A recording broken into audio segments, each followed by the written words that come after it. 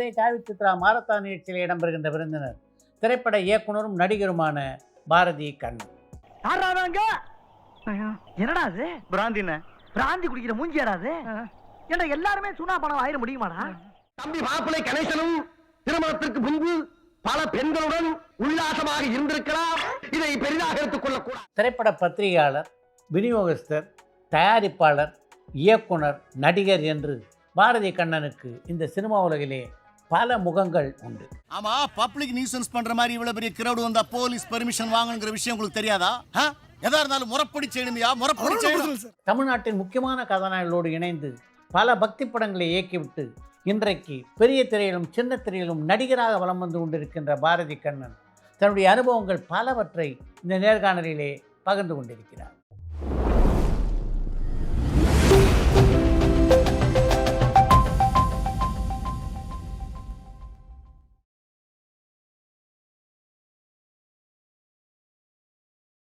வணக்கம். வணக்கம்.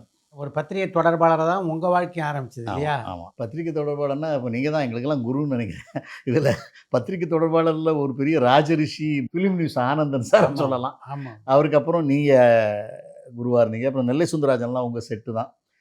நான் +2 பாஸ் பண்ணிவிட்டு சென்னை வந்தேன். சென்னை வந்ததும் நெல்லை சுந்தரராஜன்ட்ட தான் நான் பணி செஞ்சேன். உதவியாளராக பிஆர்ஓக்கு உதவியாளராக இருந்தேன். அப்போ கிளாமர் கிருஷ்ணமூர்த்தி, நீங்கள் இவங்கெல்லாம் ரொம்ப லீடிங். நீங்கள் போயிட்டு பெரிய லெவலில் இருந்தீங்க. அதுக்கு அடுத்த பொசிஷனில் இவர் அப்படி இருந்த காலகட்டத்தில் நான் வந்தேன். அந்த துறைக்கு வந்ததுனால எனக்கு இந்த பத்திரிகையாளர்களோடு ஒரு நெருங்கிய தொடர்பு கிடைக்கக்கூடிய ஒரு வாய்ப்பு கிடைச்சிது. ஒரு பத்திரிகை ஆசிரியர் நம்ம மீட் பண்ணி சந்தித்து குமுதம் ஆனந்தவுடன் எல்லா ஆஃபீஸுக்கும் நம்ம போய் ஸ்டில்ஸ் கொடுத்த பழக்கம் வந்ததுனால நம்ம இண்டிவிஜுவலாக ஒரு காலத்தில் இன்டர்வியூ பண்ணும்போது அது எல்லாருமே அக்செப்ட் பண்ணாங்க. தம்பி நீ ஆசிரியர் பரவாயில்ல, எடுத்துகிட்டு வா, பேட்டி எடுத்துகிட்டு வா அப்படி. ஃப்ரீலான்சர்னு அந்த ஜாப்பில் சினிமா எக்ஸ்பிரஸ், பேசும் படம், சினிமா மெயில்னு ஒரு பத்திரிகை வந்துச்சு, திரைச்சுவைன்னு ஒரு பத்திரிகை வந்துச்சு. அந்த பத்திரிகைகளெல்லாம் ஃப்ரீலான்சராக நிறைய ஆர்டிஸ்ட்டு, டைரக்டர் இவங்கெல்லாம் இன்டர்வியூ பண்ணி கொடுத்துக்கிட்டு இருந்தேன். ஸ்ரீதேவி மேடத்தை பேட்டி எடுத்தேன். ஸ்ரீதேவியா? ஆமாம். கமல் சார்கிட்ட பேட்டி எடுத்துருக்குறேன்.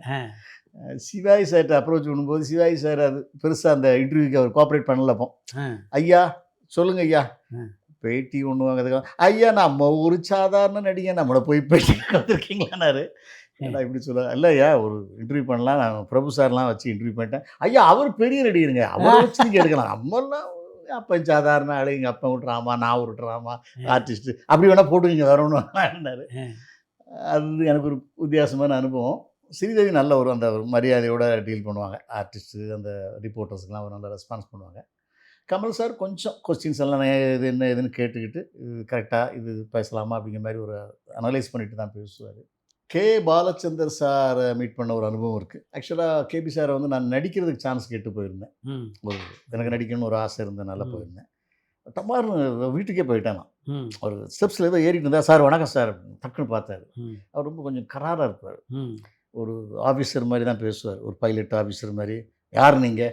இல்லை சார் ஆக்ட் பண்ணதுக்காக வந்திருக்கேன். என்னோடய அப்பாயின்மெண்ட் நீங்கள் வாங்கினீங்களா ஃபஸ்ட்டு? அப்படியே கைகாலெலாம் ஆடிடுச்சு. அப்பாயின்மெண்ட் எங்கே போய் வாங்குறது? எங்கே சார் எனக்கு தெரியாது அப்படின்னேன்.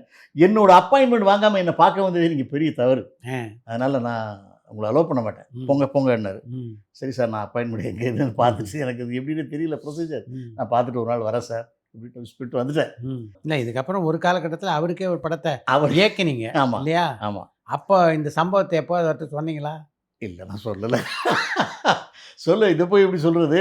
எந்த ஆஃபீஸில் எனக்கு அப்பாயின்மெண்ட் இல்லைன்னு சொல்லி அவர் பேச மாட்டேன்னு சொன்னாரோ அவர் அப்பாயின்மெண்ட் கொடுத்து அவரை வர சொல்லுங்கள் அப்படின்னாரு. அருமை.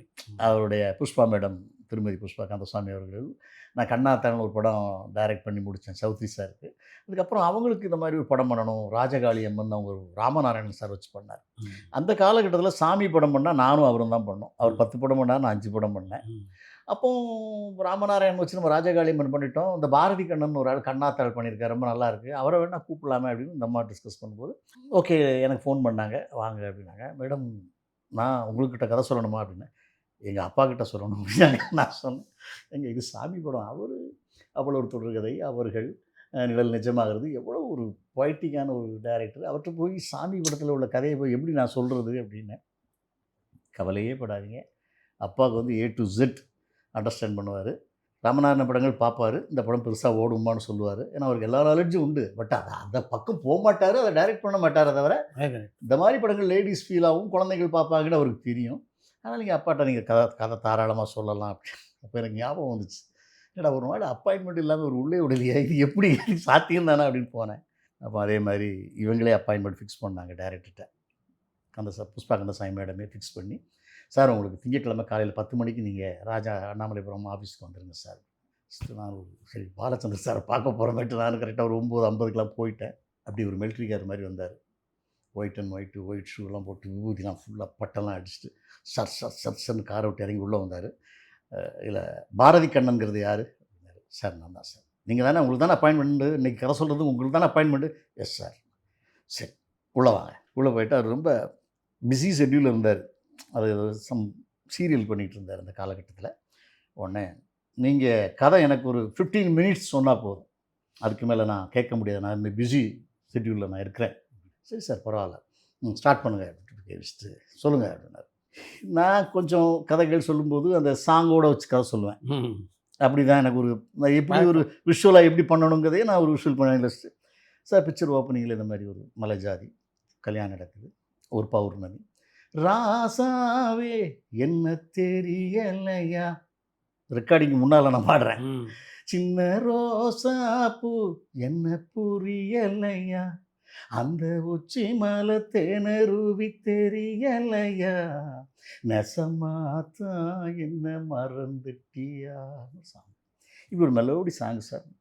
அப்புறம் கொஞ்சம் ஆச்சரியம், இது கதையில் இவன் ரெக்கார்டு பண்ணவே இல்லை, அந்த ரெக்கார்டு பண்ணக்கூடிய பாட்டை இப்படி கதையில் பாடுறானே அப்படின்னு பார்த்துட்டே இருந்தார். ஆனால் கதை ஆரம்பிச்சு இன்டர்வல் 1 மணி நேரம் ஆயிடுச்சு. அப்படியே பார்த்துட்டே இருந்தார். இது இன்டர்வல் சார்ண்ணே, டீ சாப்பிட்றீங்களா? சார்ண்ணா டீ டக்குன்னு சொன்னார். 2 டீ சாப்பிட்டோம். சரி பேலன்ஸையும் சொல்லிடுங்க. மறுபடியும் ஃபுல்லாக செகண்ட் ஹாஃப் இந்த மாதிரி மறுஜென்மம் எடுக்கிறா சார், ஒவ்வொருத்தரையும் மீட் பண்ணுறா சார், இங்கே சார் இங்கே ஒரு பாட்டு வருது சார், இங்கே ஒரு இப்படி வருது சார், ஃபுல்லாக அது ஒரு 1 ஹவர். 4 மணி நேரம் அப்பாயின்மெண்ட்டில் 2 ஹவர்ஸ் கதை சொல்லிட்டேன். 10 மணிக்கு போய் 12 மணி ஆயிடுச்சு. உடனே அப்படி பார்த்துட்டே இருந்தார். எப்படி நீங்கள் இந்த பாட்டெலாம் எப்படி சார்? இல்லை சார், இந்த கதை எழுதும் போதே இப்படி இந்த இடத்துல ஒரு பாட்டு வந்தால் நல்லாயிருக்கும் அப்படின்னு ஃபீல் பண்ணி அப்படி ஃபிக்ஸ் பண்ணிக்கிறது தான் சார். இந்த கிளைமேக்ஸில் இப்படி தந்தனதானே தந்தனே அந்த மாதிரி ஒரு ஹம்மில் இந்த மாதிரி ஒரு ஃபோர்ஸ் சாங் வேணும்னு ஒரு மைண்டில் ஒரு பரவாயில்ல. ஒரு சாமி படத்தை கூட இவ்வளோ விறுவிறுப்பாக சொல்கிறீங்க நீங்கள், ஒரு நிமிஷம் இருங்க. புஷ்பா அவங்களாம் அவங்க ஒரு அப்பா மகா மாதிரி கூட பேச மாட்டாங்க, ஒரு ஆஃபீஸர் ஒரு மேனேஜர் மாதிரி பேசுவாங்க. இவரை நீ கதை சொல்ல சொன்ன, இவர் என்கிட்ட ஒரு டபுள் பாசிட்டிவ் காமிச்சிட்டாரு. அருமை, சூப்பர், கை கொடுத்தாரு. கேட்டால் டபுள் பாசிட்டிவ் காமிச்சிட்டாரு. அதனால் ஐ திங்க் நான் இடையில இந்த விஷயமா நான் டிஸ்கஷனுக்கு வர வேண்டியது இருக்காது. நான் டபுள் பாசிட்டிவே மறுபடியும் இவர் சொன்னது எப்படி இருக்குங்கிறத மட்டும் நான் பார்க்க வரேன். ஆல் த பெஸ்ட், சூப்பர் கை கொடுத்தார். அது என் வாழ்க்கையில் ஒரு மறக்க முடியாத சம்பவம். ஆனால் கேபாலச்சந்திர சார்ட்ட உட்காந்து கதை சொல்கிறது ஒரு பெரிய, அதுக்கு பின்னாடி அவர் பாராட்டுறது பெரிய விஷயம். அது வாய்ப்பு. நான் அந்த சம்பவத்தை சொல்லிக்கல. சரி, இதை போய் நம்ம யாரையும் மறுபடியும் ஞாபகப்படுத்தி நமக்கு ஒரு வாய்ப்பு, அருமையான வாய்ப்பு கிடச்சிருக்கு, கதை சொல்கிற வாய்ப்பு கிடச்சிருக்கு, அவர் பார்த்து பேசுகிற வாய்ப்பு கிடச்சிருக்குன்னு சொல்கிறேன். பத்திரிகை தொடர்பாளர் இருந்தபோது ஒரு நடிகர் ஆகணும் அப்படின்னு நினச்சிங்களா, இல்லை டைரக்டர் ஆகணும்னு நினச்சிங்களா? நடிகர் ஆகணும்னு ஆசைப்பட்டு போனேன். ஆக்சுவலாக நான் பேசிக்காக சினிமாவுக்கு வந்தது காரணம் ரத்த கண்ணீர்.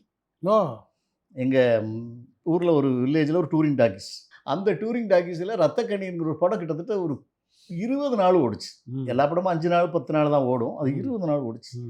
அந்த தியேட்டர் மேனேஜர் எங்கள் மாமா, தாய் மாமா. அதனால் தினமும் படம் பார்ப்பேன். எனக்கு இந்த படம் பார்த்ததும் அந்த +2 படிச்சுக்கிற அந்த 18-19 வயசில் எனக்கு ஒரு பெரிய மிரட்சியாக இருந்தது. என்ன இது 1952 காலகட்டத்தில் இப்படி ஒரு புரட்சி படமா? ஒரு தாயே தெய்வமே அன்னையே ஆணையிடு அன்னையே இப்படியெல்லாம் பேசி இந்த காலத்தில் மதர்னா என்ன இப்படியா கவுன் போர்டு அது போடு, அப்படி அம்மாவை அடிக்கிறாரு, அதுக்கு கிளாப்ஸ் அடிக்கிறாங்க, அதுக்கு விசில் அடிக்கிறாங்க. எப்படி இது இவ்வளவு காலகட்டத்தில் இந்த ஒரு ஆன்ட்டியாக ஒரு ஆள் பேசி இவ்வளோ பெரிய ரெஸ்பான்ஸ் தியேட்டரில் விசில் கிளாப்ஸ் விழுந்துக்கிட்டே இருக்கு இப்போ ரத்த கண்ணீர் பார்க்கும்போது. இல்லை இது நல்ல ஒரு ஃபீல்டாக இருக்குது, இந்த ஃபீல்டுக்கு நம்ம போகணும் அப்படின்னு ஒரு இன்ஸ்பிரேட் பண்ண படம் ரத்த கண்ணீர். அருமை. அதை பார்த்துட்டு தான் நான் சென்னை புறப்பட்டு வந்தேன். நடிகர் ஆகணும்னு ஆசை. எனக்கு இந்த ரத்த கண்ணீர் பார்த்து இந்த எம்ஆராதா பாதிப்பு எனக்கிட்டே உள்ளே வந்ததுனால நான் போய் நடிக்க சான்ஸ் கேட்டலாம். அடியே காந்தாள், ஆப்பிள்ங்கிற அமெரிக்காவிலே ஏதேன்ஸ் நகரத்திலே ஆப்பிள் நிற அழகிகளின் தோள் மீது கை போட்டு சென்ற அந்த சுந்தர இரவுகளையெல்லாம் மறக்க முடியவில்லை காந்தா.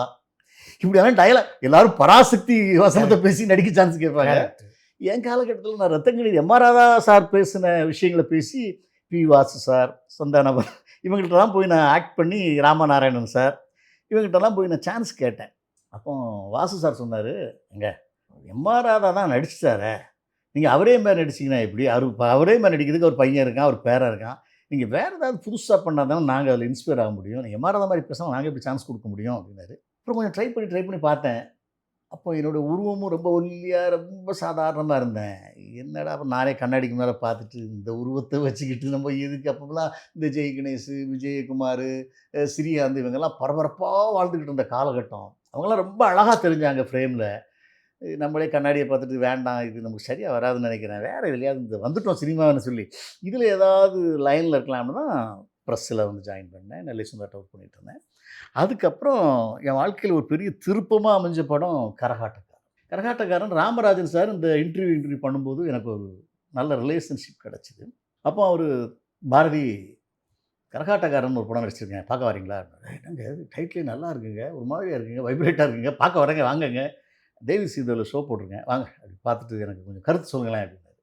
நம்ம ப்ரெஸ் ரிப்போர்ட்னா எல்லோரும் கொஞ்சம் ஆசைப்படுவாங்கல்ல, சார் படம் எப்படி இருக்குது, பத்திரிக்கையாளர் சொன்னால் கரெக்டாக இருக்குன்னு ஒரு சின்ன நம்பிக்கை இருப்பாங்க இல்லையா, இவங்களுக்கு ஒரு ஜட்ஜ்மெண்ட் இருக்குன்னு. அது கொஞ்சம் உண்மையும் கூட. ஏன்னா நம்ம அதிகமான படங்களை ரிலீஸ்க்கு முன்னாலே பார்க்குறோம். சில படங்கள் நம்மளை தெரிஞ்சிருது, ஐயோ என்னங்க இது பாட்டு காமெடியெலாம் வச்சுப்பாங்க, படம் பின்னும் போலுங்க அப்படின்னு நம்ம பேசுகிறது அது நடக்கும். அப்படி நிறைய படங்கள் கிட்டத்தட்ட நான்லாம் பார்த்தீங்கன்னா எனக்கு இந்த டைரி எழுதுகிற பழக்கமே இருந்துச்சு. ஒரு படம் பார்த்தா அன்றைக்கி நைட்டு வந்து டைரி எழுதுவேன், இந்த படம் 100 நாட்கள் ஓடும். ஏனென்றால் இந்த படத்தில் இவ்வளவு காட்சிகள் சிறப்பாக இருக்கிறது, பாடல்கள் சிறப்பாக இருக்கிறது, நகைச்சுவை பிரமாதமாக இருக்கிறது, இந்த படம் தோற்காது அப்படின்னு நான் எழுதி வச்சுட்டு, இது நான் சரியாக எழுதியிருக்கேனா என்பதை பார்ப்பதற்கு நான் அந்த படம் ரிலீஸ்க்கு அப்புறம் வருவேன் அப்படின்னு பக்கத்தில் எழுதி வச்சுருவேன். ஒரு வருஷத்துக்கு ப்ரெஸ் ஷோ பத்திரிகையாளரோடு பார்க்கும்போது ஒரு 100-150 படம் பார்ப்பேன். அதில் 120 படம் 130 படம் நான் சொன்னபடி ஜெயிச்சிருக்கோம். அந்த ஒரு ஜட்ஜ்மெண்ட் என்கிட்ட கொஞ்சம் இருந்துச்சு. அதனால் கரகாட்டக்காரன் பார்க்க என்னை கூப்பிட்டாரு, நான் பார்த்தேன். அப்போ நான் ராமராஜகிட்ட நிறைய பேசும்போது படம் அந்த படம் நல்லா இருக்குது தலைவா, இல்லை அது ஏன் அதெல்லாம் ஓடாது அப்படின்னு, பெரிய ஹிட்டாகவும் பாருங்கள் அப்படின்னு நான் அடிச்சு சொல்லுவேன். அதெல்லாம் அவருக்கு நம்பிக்கை, இவர் சொன்னால் கரெக்டாக இருக்கும், சரி வாங்க கரகாட்டக்காரன். படம் தேவி ஸ்ரீ தேவி தேட்டரில் படம் பார்க்குறேன். அந்த படத்தில் மாங்குயிலே பூங்குயிலேன்னு சொல்லும்போது எனக்கு ஒரு மாதிரி வைப்ரேட் ஆச்சு. ஏன் எடுத்து பார் எம்மா நீர் எடுத்து ஊத்து சாந்தானங்கரைச்சி பூசணும் எனக்கு தந்த நன்னஎனக்கு முத்த எங்க எனக்கு. இந்த சாங்ஸ் அப்படி ஓப்பனிங்கே அந்த சாங் வர வர வர எனக்கு ஒரு மாதிரியா என்ன அந்த படம் ஒரு மாதிரி பெருசாக போகும்போது போகிறேன். அப்புறம் போனீங்கன்னா மாங்க அந்த இந்த மாங்கன் சொந்தமா தூக்குது சாங்கு. அப்புறம் முந்தி விநாயகனே 30 முக்கோடி தேவர்களே வைப்ரேட் ஆகுது. கிளைமேக்ஸ் மாறி எம்மா மாறி, எனக்கு இது படம் எனக்கு இப்படி இருக்குது, காமெடி கிமெடி அந்த வாழைப்பழ காமெடி அது இதெல்லாம் எனக்கு அப்படி ஒரு ஃப்ரேம் கூட எனக்கு அதில் தப்பாக தெரியல. அருமை. எல்லா படத்துலேயும் கொஞ்சம் லாக் வரும், கரெக்ட், இன்னும் கொஞ்சம் அப்படி சொரிவோம், இவ்வளோ இழுக்கிறாங்கடா கதையை, இன்னும் கதையே சொல்லலையே அப்படின்னு இருப்போம். ஆனால் கரகாட்டக்காரன் படம் பார்த்தீங்கன்னா 1 இன்ச்சு கூட வேஸ்ட்டாக இருக்காது ஃபிலிமில் அப்படியே எமதட்டாமல் நான் பார்க்குறேன். படம் பார்த்துட்டு வெளியே வரேன், எனக்கு ஒன்றுமே புரியலை, அப்படி வெளத்து வந்தேன்.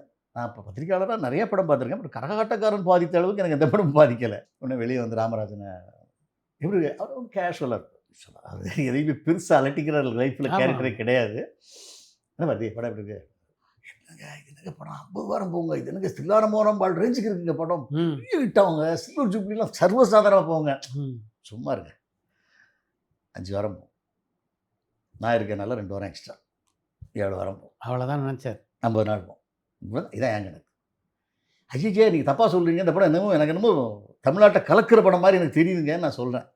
மறுபடியும் சொல்கிறாரு, அந்த புடிசல் தோற கருமாரி கந்தசாமி தான் படம் எடுத்திருக்காங்க, எனக்கு சம்பளம் 7 லட்ச ரூபா சம்பளம் கொடுக்க முடியல, மதுரையும் சிட்டியும் எழுதி கொடுத்துருக்காங்க, மதுரை 5 லட்சம் நீங்கள் வாங்கிக்கிறீங்களா, சிட்டி 2 லட்சம், எனக்கு 7 ரூபா வந்தால் போதும், வேறு வழி இல்லை, என் படம் நான் ரிஸ்க் எடுக்கிறேன்.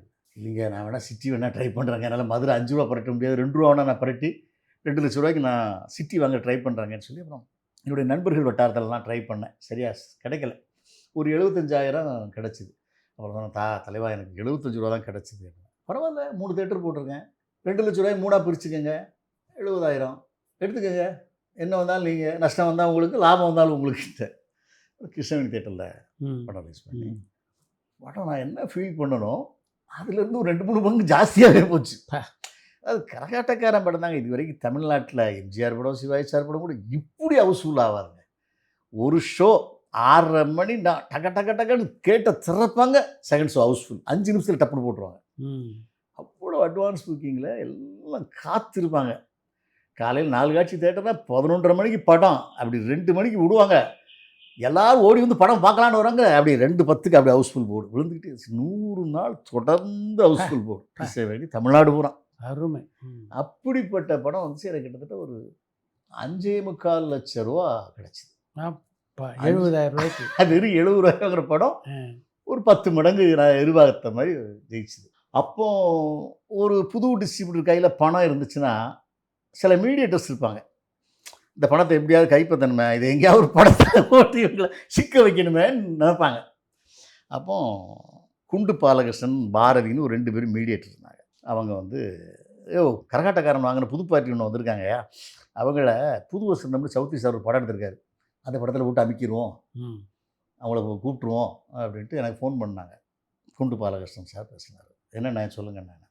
நான் பாலகிருஷ்ணன் பேசுகிறேண்ணே, நிறையா படங்கள்லாம் நான் தானே மீடியேட்டர். சொல்லுங்கண்ணே. சவுத்ரின்னு ஒரு புது ப்ரொடியூசர்ண்ணே, புது வருஷம் படம் எடுத்திருக்காருண்ணே, படம் பிரமாதமாக இருக்குண்ணே, நீங்கள் திருநெல்வேலி ஒன்று வாங்கிக்கிறீங்களா அப்படிங்கிறது. அவர் படமெல்லாம் பார்க்கல, புரியுது.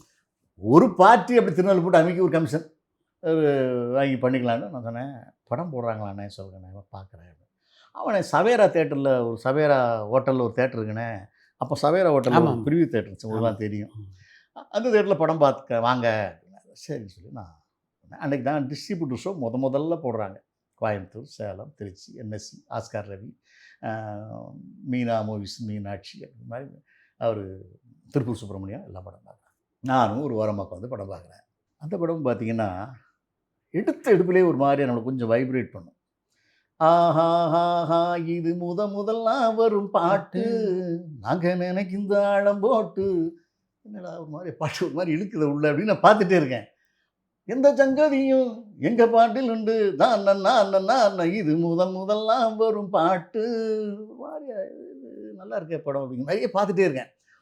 போக போக பார்த்தீங்கன்னா சாங்ஸு, சீன்ஸு எல்லாமே ஃப்ரெஷ்ஷாக புதுசாக. ஒரு சித்தாரான ஒரு பொண்ணு ஒரு கூட்டத்தில் ஒரு 4-5 பேர் மத்தியில் வந்து அவள் தங்கிக்கிட்டு, சரி நம்ம வாய் பேசினா தப்பாக வேணும் ஊமையாக நடிச்சுக்கிட்டு, சாங் பார்த்தீங்கன்னா பாட்டு ஒன்று நான் பாடட்டுமா, பாலிலவ கேட்டு வார்த்தையிலே வளக்கட்டுமா, வானவில்ல பார். எப்போ இது என்ன ஒரு படம், இது ஒரு வைப்ரேட் பண்ணுதுன்ட்டு பண்ணிகிட்டே இருக்கேன், பார்த்துட்டே இருக்கேன். கிளைமேக்ஸ் கே பாலச்சந்தர் சார் படம் மாதிரி பிடிச்சிருவாங்க. பிரில்லியன்ட் படம். காதலன் ஒரு 5 ஃப்ரெண்ட்ஸோடு அவள் தங்கியிருப்பா. கடைசியில் வந்து அவள் கற்பை டெஸ்ட் பண்ணணும் அப்படிமா. ஒரு 3 இயர்ஸ் 4 இயர்ஸ் கழிச்சு வந்து சுரேஷ் அந்த கேரக்டர் எதுக்கு என்ன ஆஸ்பத்திரி கூப்பிட்டு வந்தேன்னு கேட்பாள். இல்லை நீ 5 பேரோடு தங்கியிருக்க, அதனால் நீ உண்மையே கற்புடையவளாக இருக்கேன்னு பார்க்கறதுக்காக நான் டெஸ்ட் பண்ணி கொடுத்துருக்கேன் அப்படி ஷாக் ஆகிடுவாள்.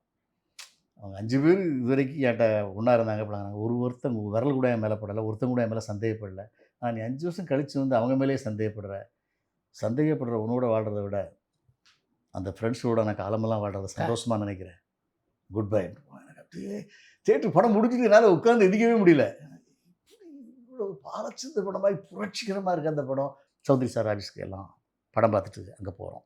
ஒவ்வொருத்தரும் அவர் ரூமில் உட்காந்து அப்போ தான் முதல்ல ஒரு படம் அவர் சௌத்ரி சாருக்கு ஒரு எல்ஏமனுக்கு ஒரு பக்கத்தில் ஒரு ஆஸ்ப்ரோ சீட்டு போட்டு ஒரு சின்ன ரூமில் அவர் இருக்கார். மலையாள படம்லாம் பண்ணிவிட்டு இதை முதல் முறையாக பண்ணியிருக்காரு.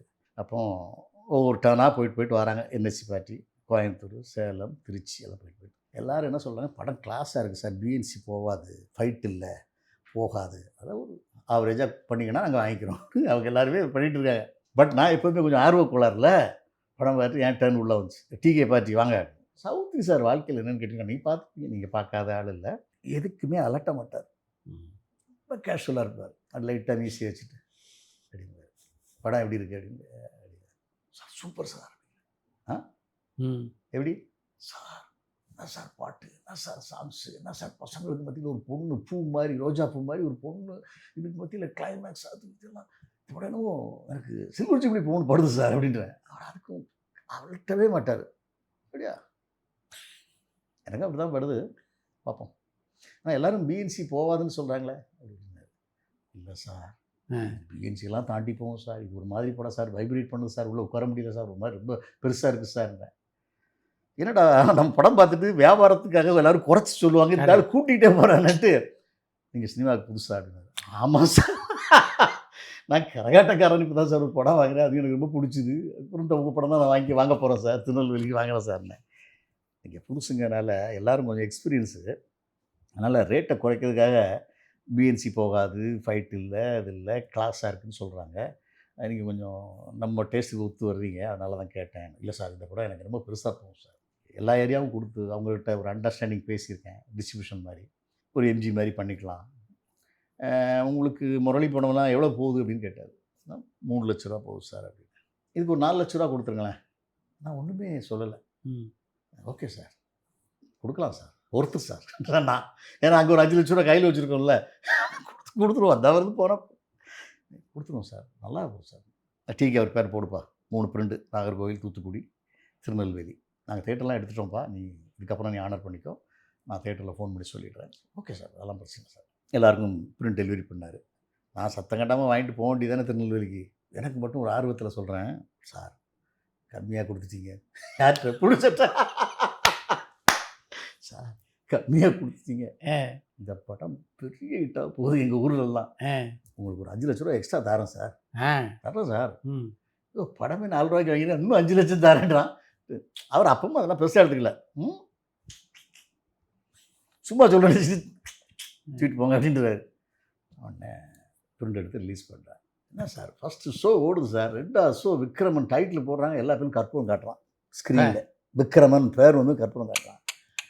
நாடா படம் பாட்டு போடு, தாளம் போடு, எந்திரிச்சு எல்லாம் ஆடுறான். இன்னும் டே 1லயே சூப்பர் ஹிட். ஃபஸ்ட்டு 2வது ஷோலேருந்து ஃபுல்லு கரகாட்டக்காரன் அளவுக்கு இல்லைன்னா கூட அதில் ஒரு 75% வந்துச்சு. போட்டு தள்ளிச்சு நாகர்கோவில் படம் கிட்ட பெரிய ஹிட். அப்போ எனக்கு கிட்டத்தட்ட 19 லட்ச ரூபா பண்ணிச்சு. ஒரு 5 லட்ச ரூபாய்க்கு வாங்கின படம் ஒரு 10.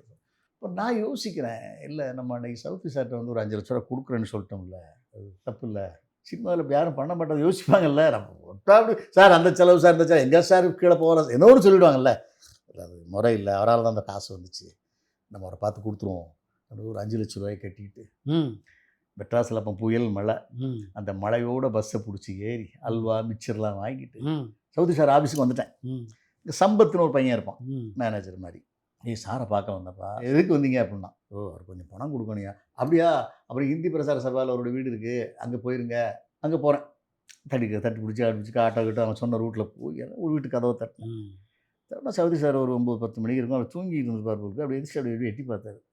என்னயா சார், நம்ம திருநெல்வேலி நான் அன்றைக்கி ஆமாம் எப்படி நல்லா தானே போகுது, super hit sir, sensational hit sir. ஆமாம் எல்லோரும் சொன்னாங்க, ஃபோன் பண்ணாங்க. என்ன பார்க்க வந்தேன் சார், அன்றைக்கி நான் படம் எடுத்துகிட்டு போகும்போது ஒரு 5 லட்ச ரூபா தாரேன்னு சொன்னேன்ல, அப்படி பார்த்தாரு. தாங்க சார், இந்த 5 லட்ச ரூபா கொண்டு வந்தேன் சார். கிரேட். அப்படியே அவர் பார்த்தாரு, அவருக்கு ஒரு ஆச்சரியம், என்னடா ஒரு சின்ன பையன் மாதிரி வந்தான், ஏதோ ஒரு படத்தை எடுத்துகிட்டு போனால் ரூபா கொண்டு வந்துட்டான் 5 லட்சம். சரி நான் குளிக்கலை, நீங்கள் அந்த சாமி படத்துக்கு முன்னால் வச்சுட்டு 10-11 மணிக்கு மேலே, நாளைக்கு 11 மணிக்கு மேலே திங்கக்கிழமை ஆஃபீஸ் வாங்க. ஆனால் அவருக்கு பயங்கர ஆச்சரியம் ஆகுது. இல்லை அவர் தான் சும்மா சொல்லிட்டு போனால் 5 லட்சம் ரூபா கொண்டு கொடுத்துட்டானே, மற்ற எல்லாருமே கணக்கு வரல சார், அது வரல சார் எடுத்துக்கிட்டே இருப்பாங்க.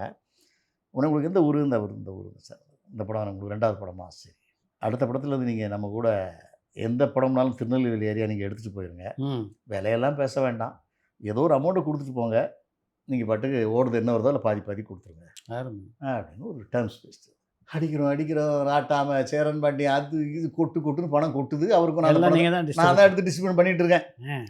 சூரியவம்சம் பண்ண போகிறாரு, எனக்கு தேவையில்லாத ஒரு ஆசை வந்துச்சு, டைரக்ட் பண்ணணும். ஒரு 70 லட்ச ரூபா லாபம் அந்த காலத்தில். அவ்வளோ பெரிய பணம் வந்துட்டு பண்ணோமோ, எது நோக்கத்துக்காக வந்தோம், சினிமா நடிக்க வந்தோம், முடியாமல் போயிடுச்சு.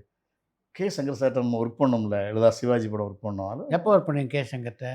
மிருதங்க சக்கரவர்த்தின்னு ஒரு படம் சிவாஜி சார் படம் பண்ணார், கலைஞான சார் ப்ரொடியூசர். அந்த படம் எனக்கு ரொம்ப பிடிச்சிது, அது என்னன்னு தெரியல, அந்த படம் எனக்கு ரொம்ப, அந்த மிருதங்க சக்கரவர்த்தி, அந்த வித்வான், அந்த அவரோட கேரக்டர் அதெல்லாம் ரொம்ப இன்வால்வ் ஆச்சு. அப்போ அந்த படத்தை நான் ரிவ்யூ பண்ணேன், சினிமா மெயில்னு ஒரு பத்திரிக்கையில், அதை கொண்டு போய் அவர்கிட்ட கொடுத்தேன். அந்த ரிவ்யூ பார்த்துட்டு என்னை கூப்பிட்டு அனுப்பிச்சார் டைரக்டர் சங்கர் சார், ட்ரஸ்ட் புறத்தில் வீடு. அந்த ரிவ்யூ படித்தேன், ரொம்ப நல்லா எழுதியிருந்த, அவார்ட்லாம் கிடைக்கும்னு சொல்லிட்டு உண்மையிலே கிடைக்குமாயா அப்படின்னாரு. கிடைக்கும் சார், இது வந்து எனக்கு என்னமோ ஸ்டேட் அவார்டு கிடைக்கும். அதே மாதிரி அப்புறம் சிறந்த படமாக ஸ்டேட் அவார்டு கிடச்சிது. அப்புறம் பார்த்துட்டு உனக்கு ஏதாவது செய்யணுமையா? உள்ள கை விட்டாரு. இல்லை சார் வேணாம். ஏதாவது வாங்கிக்க, அது என்ன இருக்குது, நான் எல்லாருக்கும் ப்ரெஸ்ஸுக்கெலாம் சப்போர்ட் பண்ணுறது தானேயா? இல்லை வேறு என்ன, உனக்கு என்ன வேணும்? Assistant director sir. Assistant director, ஐயோ அசிஸ்டன்ட் டைரக்டர்லாம் என்ன எவ்வளோ சும்மா ரொம்ப கஷ்டம், அது ஏன்ட்டெல்லாம் வேலை செய்ய முடியாது, அடிச்சிருவேன் கோவம் தான் சார். இல்லை சார் எனக்கு அது கற்றுக்கணும் ஒரு ஆசை.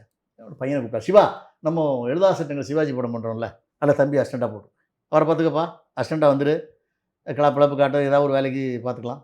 சிவாஜி சார் படம் எனக்கு ஃபஸ்ட் படம் அசிஸ்டன்ட் டைரக்டரா. சிவாஜினா ஒரு பெரிய பிரமிப்பு இருக்கும்ல, இவ்வளோ பெரிய கலைஞன், மகா கலைஞன் இல்லையா? அவர் பார்க்க போகிறோம், சிவாஜியுடைய பார்க்க போகிறோமே. சிவாஜி பார்க்கவே இல்லை, ஃபஸ்ட் டைமாக பார்க்க வர்றதுக்காக ஷூட்டிங்காக உடனே சிவாஜியை வந்தார். அவருக்கு என்னென்னா அந்த கதை வந்து அவர் சிவாஜி சார் வந்து எழுதாசிரியர்கள் கதையை வந்து ஃபுல்லாக கேட்கல. மலேசியாவில் இருந்தார் அந்த நேரத்தில். மலேசியாவில் இருக்கும்போது அவருக்கு ஒரு 20 நாள் 30 நாள் மலேசியா மக்கள் விருந்துன்னு கூப்பிட்டு அவரை ரொம்ப காய்ச்சி அடிச்சிட்டாங்க. அப்போ ஒரு சண்முக சார் தான் இப்போ டேட்ஸ் பார்த்துட்டு இருந்தோம். ஆமாம் ஆமாம். இப்போ சண்முக சார் அவர் சொல்கிறார், டேய் நான் சென்னைக்கு வந்தது நடிக்கணும்டா, என்னால் முடியல, நடிக்காமல் இருக்க முடியலடா, ஒரு கரெக்டான ஒரு கம்பெனி ரெடி பண்ணி வச்சுக்கிறா அப்படின்னு சொல்லிட்டு இருக்காரு. இந்த நேரத்தில் சங்கர் சார் வந்து மலையாள கதை மது நடித்த படம் ரீமேக் பண்ணுறோம். அப்போ எங்கள் ஆஃபீஸ்லேருந்து சிவாஜி சாருக்கு அவர் பேசுகிறார். சங்கர் சார் ஆஃபீஸில் இருக்கேன், இந்த மாதிரி மலையாள கதையா, மலையாளத்தாங்க நல்ல படம் எடுப்பாங்க, அதனால் அது நல்ல கதையாக தான் இருக்கும், ஓகே பண்ணு. அங்கே யார் நடித்தா அப்படின்னு கேட்டார். மது சார். மது பெரிய நடிகரியா, மது நடித்தாருன்னா நல்ல கதையாக தான் இருக்கும், ஓகே பண்ணு. இப்படி ஒன்று ஒன்றுக்கும் ஓகே பண்ணிட்டார். கதை அவர் கேட்கல, சிவாஜி சார் கதை கேட்கல. ஓகே பண்ணிட்டு ஷூட்டிங் வந்துட்டார். அவர் வழக்கம் போல தான் சின்சியராக வருவார் இல்லையா? 7 மணி கால் சீட்னா ஒரு 6:30க்கு ஃப்ளைட்டில் வந்து இறங்குறாரு மலேசியாவிலேருந்து. அன்றைக்கே ஷூட்டிங் வர்றாரு. ரொம்ப டயர்டாக இருக்குது, மேக்கப்லாம் போடுங்க. தூங்கிட்டு இருக்கும்போது அவருக்கு மேக்கப் போடுவாங்க. சிவாஜி சாரை பொறுத்தவரை ஒரு ஸ்டூல் போடுறானாரு, எனக்கு ஒரு ஸ்டூல் எடுத்து போட்டாங்க, கால் மேலே காலத்துக்கு வச்சார். சிவாஜி சார்கிட்ட ஒரு பெரிய கம்பீரமான ஒரு விஷயம் என்னென்னா, அவர் எப்படி நடிக்கிறாரோ முழுமையாக நடிப்பார், ஃபுல் எஃபெக்ட் போடுவார். அதே மாதிரி ஒரு வாழ்க்கையில் தூங்கணும்னு நினச்சாருன்னா உடனே தூங்குவார். ஆமாம். இது உலகத்தில் யாராலையுமே முடியாது. இப்படி தூங்க நினச்சா உங்களால் எப்படி தூங்க முடியும்? 1 மணி நேரம் ஆகும், தூக்கமே வராமல் கூட நீங்கள் விட்டுருவீங்க. அவர் தூங்கணும், கால் போட அவன் தூங்க போகிறான் அப்படின்னு 10 செகண்டில் தூங்கிடுவார். ஆச்சரியமாக இருக்கும், என்னடா தூங்குறாரு. தூங்கும்போதே மேக்கப்புங்க, அப்போல்லாம் கரைச்சி அடிப்பாங்க மேக்கப்பை, உடம்பு அடிச்சுட்டாங்க, டக்கு டக்கு டக்கு டக்கு அடிக்கிறாங்க. அவர் தொப்பி வைக்கிறாங்க, முழிக்கலை, மிசை ஒட்டுறாங்க, முழிக்கலை, அதெல்லாம் போடுறாங்க, தொப்பி எல்லாம் வச்சு ஜிப்பா போடுறாங்க, சும்மா கை தூக்குறாரு, ஜிப்பா போட்டு விட்றாங்க. அப்படியாண்ணே காஸ்டியூம்ண்ணே எந்திங்கண்ணே, அப்படியே தூங்கிட்டே அப்படி எந்திப்பார். டப்புன்னு வெட்டியை கட்டி விட்ருவாங்க. எல்லாம் ஃபினிஷ். அப்படி உட்காந்தார். அண்ணே ஷார்ட் ரெடிண்ணே. அதான் ஃபஸ்ட் டைமாக முடிச்சு கண்ணாடியை பார்த்தாரு. முஸ்லீம் பேசமா இதுன்னே தெரியாது அப்படியும் பாருங்க.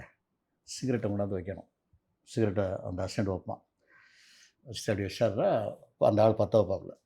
அவ்வளோ சக்கரவர்த்தியாக வாழ்ந்த காலம் தானே. ஆமாம். அவர் நடிப்பில் மட்டும் இல்லை, சிகரெட் அடித்தா கூட முழுமையாக அடிப்பார். ஸ்டைல் இருக்கும். ஸ்டைல் மட்டும் இல்லை, அத்தாவது மற்றவங்களாம் இப்படி ஊதுவாங்கள்ல, அதெல்லாம் கிடையாது. இங்கே பாருங்க, அடித்தாருன்னா அடி வயிறு வரைக்கும் புகை போகும். 1 நிமிஷம் ஊதிக்கிட்டே இருப்பான். என்னடா இது, சாப்பிட்டாலும் அப்படிதான் நிறைவா, நல்ல திருப்தியா, மீன்னா மீன், மட்டனா மட்டன், சிக்கனா சிக்கன் சுவைச்சு மிச்சம் வைக்காமல் அடித்து நிமிர்த்தி நீட். நடிப்புனா ஒரு குறையும் வைக்காமல் அதில் எவ்வளவு போக முடியுமோ அவ்வளவு தூரம் போய் நீட். அப்படி கை நீட்டாருன்னா அந்த சிகரெட் எடுத்துடணும். அந்த அவன் உருவிடுவான் சிகரெட்டை, அப்படியே அவன் சிகரெட்டை மறுபடியும் வைப்பான். மறுபடியும் கப் கப் கப் கப் ஒரு 5 நிமிஷத்தில் ஒரு 5 சிகரெட் அடிச்சு காலி பண்ணார். இந்த டயலாக் படிக்க வர்றாங்க யார், சிங்கமுத்துன்னு ஒரு அசோசியேட் டைரக்டர், பிஆர் பந்துலுட்டெல்லாம் வேலை செஞ்சது. அவர் தான் சங்கர் சார்கிட்ட வேலை பார்த்தேன். அம்மா சிங்கம் தானே, சிங்கத்தை வர சொல்லு. ப்ளஸ் சிவாஜி சார் காலகட்டத்திலலாம் அப்படி ஈக்குவலாக கூட உட்காரதுக்கெலாம் அசண்டர்ட்லாம் யோசிப்பாங்க. சிவாஜி சார் உட்காந்துருக்காரு, அவர் சிங்கம் என்ன கீழே உட்கார்றேன், மேலே உட்காரு, இல்லை படிச்சிடுறேன் அப்படின்னு கண்ணை மூடிட்டு அவர் கண்ணை மூடிட்டே இருந்துட்டார். அவர் சொல்கிறார், பார்வதி இந்த நசீர் வாப்பா வருவேன் வருவேன்னு எதிர்பார்த்து நசீர் வாப்பா வரலன்னதும் நீ உசுரை விட்டுட்டியாம்மா அப்படிங்கிற மாதிரி ஒரு டயலாக், ஒரு scene, pathetic scene. First day, first நாள். இந்த சீன் தான் இன்றைக்கி எடுக்கிறீங்களா? ஆமாண்ணே. சொல்லிட்டார். நான் மட்டும் சிவாஜி பிரமிச்சு ரசிச்சுக்கிட்டு பின்னால் நின்றுக்கிட்டு இருக்கேன். சிவாஜி சாருக்கு பின்னால் நான் நிற்கிறேன், கிளாப்பை கையில் வச்சுட்டு அப்படி பார்த்துட்டே இருக்கேன். இந்த மேக்கப்பு இதெல்லாம் பார்த்துட்டே இருக்கேன். சிவாஜி சாருக்கு அந்த படம் கொஞ்சம் சரியாக வராதுன்னு ஃபஸ்ட்டு டேவே தெரியுது. உடனே மேக்கப் முன்னாடி பார்த்தாரு. ஃபஸ்ட்டு டேவே இளவரசினா படம் உருப்பிட்டாக்கில் தான் சொன்னாரா? படம் உருப்பிட்டாக்கில் தான் தெரியாதனமாக வந்து மாட்டிக்கிட்டோம், தப்பான ஒரு கதையில் மாட்டிக்கிட்டோங்கிறது ஃபஸ்ட் டேவே கண்டுபிடிக்கிறார். என்ன ஒரு ஃபஸ்ட்டு ஒரு நடிகனை வச்சு எடுக்கிறது, ஒரு காமெடி, ஒரு இல்லை ஒரு ஏதோ ஒரு சீனு, ஒரு பாசம் இஷ்டம், வேறு ஏதாவது ஒரு லைனில் போடும்ல. இப்போ இவங்க அவர் ஒரு கணக்கு வச்சுருக்காரு. எடுக்கும்போதே இளவு சீன் எடுக்கிறாங்க. முதல் நாள் படப்பிடிப்பு எல்லாமே தப்பாக அது ஒரு ஃபார்ம் ஆகுத, அந்த கதை எப்படி வந்தாலும் இது தப்பாக வரும்போதுக்கேன்னு அவருக்கு மனசில் படுது. அதுக்காக அவர் நடிக்கும்போது 1% கூட அது தப்பான படமாக நடிக்கணுங்கிற 1% கூட காட்ட மாட்டார். அது தொழில் பக்தி, அது பயங்கர பக்தி.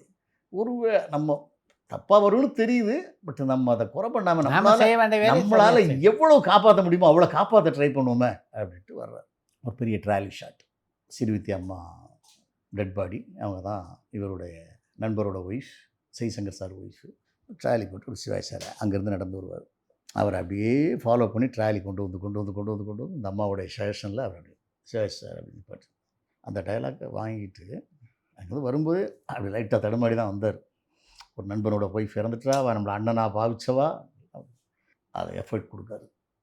அப்படி பார்க்காரு, இப்படி பார்க்குறாரு. பார்க்கும்போது ஒரு சில எமோஷனல் கொண்டு வராரு. பார்வதி இந்த நசீர் வாப்பா வருவான்னு வெயிட் பண்ணி நசீர் வாப்பா வரலனும் உசுரை விட்டுட்டியாப்பா. சிட்டில் வைப்ரேட் பண்ணுறாரு. அந்த சீனை எவ்வளோ காப்பாற்ற முடியுமோ அவ்வளோ பண்ணணும். வைப்ரேட் பண்ணி பார்வதி இப்போ நசீர் வாப்பா வந்துட்டப்பா, பாருப்பா கட் அப்படியே கட்னா அப்படியே இருப்பார். Okay cut. அப்புறம் சிரிட்டு வாங்கிக்குவார். என்ன அழுகிறதுக்கு க்ளோஸ்அப்னா வருவார் சார். எப்படி வைடு ஷாட்டில் தலையை சாய்ச்சி அழுதாரோ, இங்கே பாருங்கள் இப்போ க்ளோஸ் எடுக்கிறோம், இப்படி இருந்து வராது. Continuity, editor continuity, great. என்னெல்லாம் பண்ண முடியுமோ. ஏன்னா நாளைக்கு ஜம்ப் வந்துடும். இப்படி தலை சாய்ச்சோம், இப்படி இருந்து அழுதுகிட்டு இருக்கக்கூடாது, இங்கேருந்து தான் கண்டினியூ ஆகணும். அவ்வளோ பெரிய ஞானி, அவ்வளோ பெரிய ஒரு மகா கலைஞன். அந்த படத்தை காப்பாற்றுறதுக்கு பயங்கரமாக முயற்சி பண்ணுவார். அவருடைய எக்ஸ்பீரியன்ஸ் எல்லாம் பார்த்தீங்கன்னா ரொம்ப ஆச்சரியப்படுறதுக்குள்ள இருக்கும். நான் சிவகுமார் சார் படம் தாய் மூகாம்பியும் கொஞ்சம் ஒர்க் பண்ணியிருக்கேன். அவர் டெடிக்கேட்டாக ஒர்க் பண்ணுவார் சிவகுமார்லாம். அம்மா மூகாம்பிகான அந்த கேமரா மறைஞ்சிருந்தா கூட அவர் பாடிட்டே இருப்பார். இப்போ அந்த சிராஜ் சார்லாம் என்னென்னு கேட்டிங்கன்னா ரொம்ப தன்னாவட்டாக பண்ணுவார். அந்த எக்ஸ்பீரியன்ஸ் நமக்கு எல்லாம் முடியும் அப்படிங்கிறதுனால இங்கேருந்து ஒரு ஷாட்டை வச்சு கொண்டு வரும். எழுதாத சட்டங்கள் சொல்கின்ற தீர்ப்பென்ன அவுட்டோரில் எடுத்தோம், கொடைக்கானலில். பெரிய மரம், அந்த மரத்துலேயும் ட்ராலி அப்படி போய் இங்கே வந்து ஒரு கண்டினியூவாக பாடிட்டு வருவார். இப்போ நாங்கள் அந்த கிளாப் கான்செப்ட் உட்காந்துருக்கோம். எழுதாத சட்டங்கள் சொல்கின்ற தீர்ப்புன்னு அவர் தெரியும் ஃப்ரேமில் இருக்கும்னு. ஃப்ரேம் இல்லைன்னு டே என்னடா பண்ணுறீங்க அப்படின்னு பட்டு சொல்கின்ற தீர்ப்பென்னு சொல் சொல் சொல். அவ்வளவு தென்னாவட்டா, அவ்வளவு ஈஸியாக. அதாவது ஃபில்மு ப்ரொடக்ஷன் நடிப்பெல்லாம் தண்ணிப்பட்ட பாடுறேன். எனக்கு என்னடா கண்ட்ரோல், என்ன பெரிய விஷயம். எனக்கு நான் அந்த இடத்துல ஃப்ரேமில் இல்லை, நான் ஏன் நடிக்கணும்? கோவிக்கல என்னடா பண்ணுறீங்க போட்டேன்னா அவ்வளவு ஞாபகம். அவட்டெல்லாம் வேலை செஞ்சது பெரிய பாக்கியம். உண்மைதான். சிவாஜி சார்ட்ட ஒர்க் பண்ணது. அப்புறம் எனக்கு ஃபஸ்ட்டு டே அதில் இன்னொரு எக்ஸ்பீரியன்ஸ் எனக்கு கிடச்சிது. எனக்கு என்ன வேலை கொடுக்கன்னு சங்கர் சாருக்கு ஒரு கன்ஃபியூஷன் ஆகிட்டு. என்ன பத்திரிகையிலேருந்து வந்திருக்கான் இவன், என்ன வேலை கொடுக்க. நம்மகிட்ட அசிஸ்டண்ட்லாம் ரொம்ப பூரா வயசான ஆள். வேம்பத்தூர் கிருஷ்ணன் ஒரு 70 வயசு ஆள், சிங்கமுத்தூர் 65 வயசு ஆள், நான் தான் அதில் சின்ன பையன், 25-23 வயசு பையன். இவனுக்கு என்ன வேலை கொடுக்கலாம்? ஒன்று பண்ணுறான் காயா. என்ன பண்ணுறேன்னா, இங்கே யார் யார் என்னென்ன ட்ரெஸ் போட்டிருக்காங்க, என்னென்ன கண்ணாடி போட்டிருக்காங்க, கையில் என்ன வாட்ச் போட்டிருக்காங்க, செருப்பு முத கொண்டு நீ எழுதணும். கண்டினியூட்டி. இதுதான் உன்னோட வேலை, இதுதான் உனக்கு கொடுக்குற முதல் வேலை. ஒரு நோட்டு கொடு, ஒரு 40 ரூபாய் நோட்டு, ஒரு பேனா கொடுத்தாங்க. எனக்கு கண்டினியூட்டினா என்னதுன்னே தெரியாத ஒரு காலகட்டத்தில் நான் என்றாதனால, நம்மளை சினிமாவுக்கு வந்தனால நம்மளை ரொம்ப கேவலமான ஒரு வேலை கொடுக்குறாங்களே, ஒன்றுமே இல்லைங்கிறதுக்காக செருப்பு கிரிப்பு எல்லாம் இதெல்லாம் எழுத சொல்லிட்டாங்களே அப்படின்ட்டு, சரி ரைட் எழுதிடுவோம், வந்துட்டோம்ல வேலைக்கு அப்படின்ட்டு ஃபஸ்ட்டு அந்த எல்லாரையும் எழுதணும்னு சொல்லிட்டார் அவர். எனக்கு புரியலை ஒன்றும். சரி ரைட், அந்த அவர்கிட்ட ஒன்றும் பேசவும் முடியாது, பேச கோவப்படுவார், டென்ஷன் ஆகிடுவார். அதனால் ஃபஸ்ட்டு ப்ரொடியூசர் அவருக்கு கண்டினியூட்டி எழுதிடுவோம் வந்து ப்ரொடியூசர் சிவா. அப்படி ப்ரொடியூசர் ஒயிட் அண்ட் ஒயிட் போட்டிருக்காரு, செருப்பு போட்டிருக்காரு, கண்ணாடி போட்டிருக்காரு. ஓகே, அடுத்து யார்? டைரக்டர் தொப்பி போட்டிருக்காரு, ஷூ போட்டிருக்காரு, ஜிப்பா போட்டிருக்காரு. டைரக்டர் கேமராமேன் MC சேகர் அரக்கை சட்டை வெள்ளை சட்டை போட்டிருக்காரு, கருப்பு பேண்ட் போட்டிருக்காரு, பெல்ட்டு போட்டிருக்காரு, தோல் செருப்பு போட்டிருக்காரு. சார் கண்டினியூட்டினா என்னன்னு தெரியாது. அவர் முதல்ல செருப்பு முதல்ல இருக்கிறவங்க அத்தனை பேருடைய ட்ரெஸ் கண்டினியூட்டி காஸ்டியூம்ஸ் செருப்பு முதல் எழுதினேன். அதுக்கப்புறம் வரேன் சிவாஜி சார். அப்புறம் முடிச்சுட்டு நான் ஒரு பெருந்தலையிலேருந்து ஆரம்பிக்கணும் போலுக்கு. இப்படி இது எதுக்கு எழுத சொல்கிறாங்க? நம்மளை சும்மா தேவையில்லாமல் ஒரு வேலை கொடுக்குறாங்க. சும்மா இருக்கிறதுக்கு அந்த சீட்டெல்லாம் உழைச்சிட்டு மறுபடியும் அடிக்க வை அப்படி சொல்லுவாங்க இல்லையா? அந்த மாதிரி நினச்சி நான் எழுதிட்டேன். எழுதிட்டு லஞ்ச் டைமில் கொண்டு போய் சார் இந்த ட்ரெஸ் கண்டினியூட்டி நான் எழுதிட்டேன் சார். பார்க்குறாரு ப்ரொடியூசர் சிவா, டைரக்டர் கேஷா பார்த்தாரு, கேமராமன் MC. என்ன இது சார்? இங்கே தானே எல்லோரும் ட்ரெஸ் இங்கே இருக்கிறவங்க அத்தனை பேருடைய லைட் பாயமாக கூட நான் லைட் பாயெல்லாம் எழுதிப்பேன், நல்ல வேலை எழுதலை. சரி ஒரு மெயின் ஆளுங்க மட்டும் எழுதிட்டு நீங்கள் சார் ட்ரெஸ் நான் சிரிக்கிறார். சிரிச்சுட்டு சிவா சார்ட்ட கூப்பிட்டு போகிறாரு. வாங்க வா வா, இதெல்லாம் பெரிய டேரக்டர், வருங்கால டேரக்டர்ல, வா வா வா. சிவா சார் எங்கள் கால் மேலே கால் முடிச்சு நடிச்சிருந்தார். ஒரு வருங்கால டேரக்டர் பாருங்க, என்ன அநியாயம் பாருங்க. நான் என்ன சொல்லி ட்ரெஸ் கட்டிட்டு எழுத சொன்னேன். சரி ப்ரொடியூசரு, டைரக்டரு, கேமராமேன் எல்லாத்தையும் ட்ரெஸ் எழுதிட்டான். சிவா சார் அப்படி பார்த்து உனக்கு ஏற்ற ஆளுதாயா வந்திருக்கான், எவன் சேருவா, பிடித்தப்பட்டவன் தானே சேருவா அப்படின்னு அவர் சிரிச்சார். அப்படின்னா ஒன்றுமே புரியல, ஏன்னா நம்மள எல்லாம் அவமானப்படுத்துகிறாங்க, யூனிட்டே சிரிக்கிறாங்களே, ஆர்டிஸ்ட் எல்லாம் சிரிக்கிறாங்க. அப்போ தான் சிங்கமுத்து தான் எனக்கு சொன்னார், தம்பி இது எழுதுறதுக்கு எதுக்குன்னா இந்த சீன் வந்து பாதியில் நின்று போச்சுன்னா நாளைக்கு எடுக்கணும் இல்லையா, அதுக்காக இந்த ஊதி பூசியிருக்காரு. இன்றைக்கி காலையில் ஒரு ஷாட்டில் ஊதி இருக்கும், ஒரு ஷாட்டில் ஊதி இல்லாமல் இருக்கக்கூடாது, கண்ணாடி போட்டிருக்காருன்னா மறந்துடும், அதுக்காக எடுத்தது. அப்போ தான் எனக்கு இந்த இப்படியெல்லாம் சினிமா இருக்குங்கிறது எனக்கு தெரியும். மழைக்கு கூட பள்ளிக்கூடத்தில் ஒதுங்கினது இல்லைன்னு சிலரை சொல்லுவாங்கல்ல, அது மாதிரி நான் போய் முதல்ல சேர்ந்த இடம் சிவா கே சங்கர் சார் யூனிட்டாக இருந்ததுனால பக்தி படம் நம்பினார் கெடுவதில்லை, ஆயிரங்கண்ணுடையாள், நவக்கிரக நாயகியெல்லாம் நான் போய் ஒர்க் பண்ணிகிட்ருக்கேன். அங்கே போய் சேர்ந்ததுனால எனக்கு சாமி படம் பண்ணணும் அப்படிங்கிற இது ஏற்பட்டுச்சு. ஒரு ஹீரோன்னு வச்சுக்கோங்களேன், அந்த ஹீரோ தான் பிள்ளைய டெய்லி ஸ்டுடியோ கூப்பிட்டு வந்தோம்னா அந்த பிள்ளைக்கு வந்து நான் அப்பாவுக்கு கிடைக்கிற மரியாதை, இந்த ஹீரோ கிடைக்கிற மரியாதையை பார்த்துட்டு நம்மளும் ஒரு ஹீரோ ஆகணும்னு ஆசைப்படுவோம். ஆமாம், நீங்கள் எங்கே கொண்டு காட்டுறீங்களோ, ஒரு கலெக்டர்னு வச்சுக்கோங்களேன், கலெக்டர் ஆஃபீஸுக்கு அந்த பையனை கூப்பிட்டு வந்தால் கலெக்டர் கிடைக்கிற ரெஸ்பான்ஸை பார்த்துட்டு அந்த பையன் கலெக்டர் ஆகணும்னு அவன் மைண்டில் பதியும். நாம் போனதே ஒரு பக்தி படம் கூடாரத்துக்குள்ளே போனதுனால எனக்கு சின்ன வயசுல நான் பக்தி படம் பண்ணேன். 4-5 படம் வரிசையாக, கண்ணாத்தாள், ராஜராஜேஸ்வரி, பண்ணாரியம்மன், தாயே புவனேஸ்வரி, நிறைய பக்தி படங்கள் பண்ணதுக்கு அந்த இடம் எனக்கு ஒரு வடிகால். அங்கே ஆரம்பித்ததுனால என் வாழ்க்கை அப்படியே ஆரம்பிச்சது. திருநெல்வேலின்னு ஒரு படம் பண்ணேன், உதயான்னு ஒரு ஆர்டிஸ்ட். நீங்கள் டைரக்ட் பண்ண? நான் தான் டைரக்ட் பண்ணேன், கதை யோசனை டைரக்ஷன். கண்ணாத்தாள் பண்ணதுக்கப்புறம் பண்ணேன். அந்த படம் பார்க்கும்போது என்னன்னா, அந்த உதயாங்கிற தம்பி அழகப்பண்ணோட பையன்தான், பட் அவர் என்ன ஓவர் கான்ஃபிடென்ட் உள்ள ஒரு ஆள், உண்மையை சொல்ல மாட்டார். நான் கேட்குறேன், தம்பி இந்தியா தண்ணிக்குள்ளே விழுந்துட்டாங்க, நீங்கள் காப்பாற்றணும், நீச்சல் தெரியுமான்னு கேட்குறேன். தெரியாதுன்னு சொல்ல வேண்டியதானே. நிஜம் நல்லா தெரியும் சார், நல்லா அடிப்பேன் சார். இந்த பொண்ணு குதிச்சு, அந்த பொண்ணுக்கு நீச்சல் தெரியும். அது குதிச்சுட்டு ஐயோ காப்பாற்றுங்கங்குது, டம்னு குதிச்சிட்டான். குதிச்சு இவன் மேலே கீழே போயிட்டு வரான், நீச்சல் தெரியாது. அப்புறம் அந்த பொண்ணு பிடிச்சி இழுத்து மேலே கொண்டு வந்து எல்லோரும் கூட இருந்தவங்கலாம் ஃபைட்டெல்லாம் இருந்தாங்க, பிடிச்சி கொண்டு வந்துட்டோம். ஏன் சொல்ல வேண்டியதானே, ஏன் நீங்கள் நீச்சல் தெரியும்னு சொல்கிறீங்க? அது அப்படி ஒரு எக்ஸ்பீரியன்ஸ். கேஷங்கட்ட மொத்தம் எத்தனை படம் உதவி இயக்குனராக பண்ணியிருக்கேன்? ஃபஸ்ட் படம் எழுதாசிட்டீங்களா, அப்புறம் நவக்கிரக நாயகின்னு ஒரு சாமி படம் பண்ணேன், கேஆர் விஜயம்மா ஆக்ட் பண்ண படம். அப்புறம் ஆயிரங்கண்ணுடைய வேலுண்டு வினையில்லைன்னு ஒரு சாமி படம் அம்பிகா விஜயகாந்த் பண்ணாங்க. விஜயகாந்த் நல்லா பேசுவார். ஏய் வந்து தான் ஏய் சாப்பிட்டீங்களாடா, என்னடா பண்ணிட்டீங்க, டேய் சாப்பிட்டீங்களா இல்லையாடா, சாப்பிட்டானே. அப்புறம் என்னாச்சு, சங்கர் சார் நல்ல டைரக்டர்ப்பா, கடற்கடன்னு எடுத்து அடிச்சுடுவார்ல, அதனால தான் இவர்கிட்ட ஒத்துக்கிட்டேன். சாமி படமாக இருந்தால் எந்த படமாக இருந்தான்னு வேலை செய்ய வந்தால் வேலையை முடிச்சுட்டு சீக்கிரம் அனுப்பிச்சுடுவார். அதான் இன்றைக்கி 5 மணிக்கு விட்றேன்னு இருக்காருப்பா. அந்த மாதிரி டைரக்டர் சங்கர் சார் வந்து ஸ்பீடான ஆள்.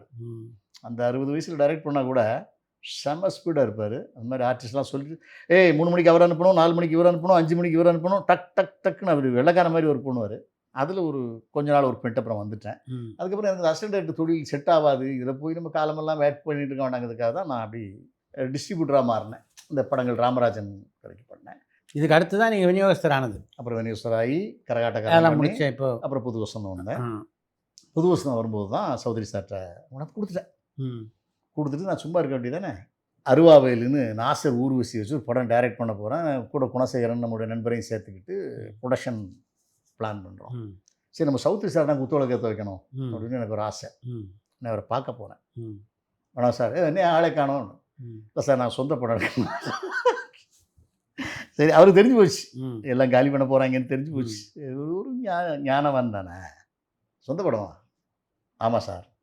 சினிமா ஒரு காணல் நீர், ம். கிட்ட போனால் அள்ள முடியாது. ம். கட்டாயம் எடுக்கணுமா? ஆமாம் சார். சூரிய வம்சம்னு படம் எடுத்துகிட்டு இருக்கேன். ம். நல்ல படம், விக்ரமன் டைரக்டரு. என்ன சொல்கிறீங்க? இல்லை சார் வேணாம் சார். வேணாம். ம். அது எடுத்துருந்தா 50 லட்ச ரூபா 1 கோடி ரூபா எனக்கு லாபம் வந்திருக்கும். ம்.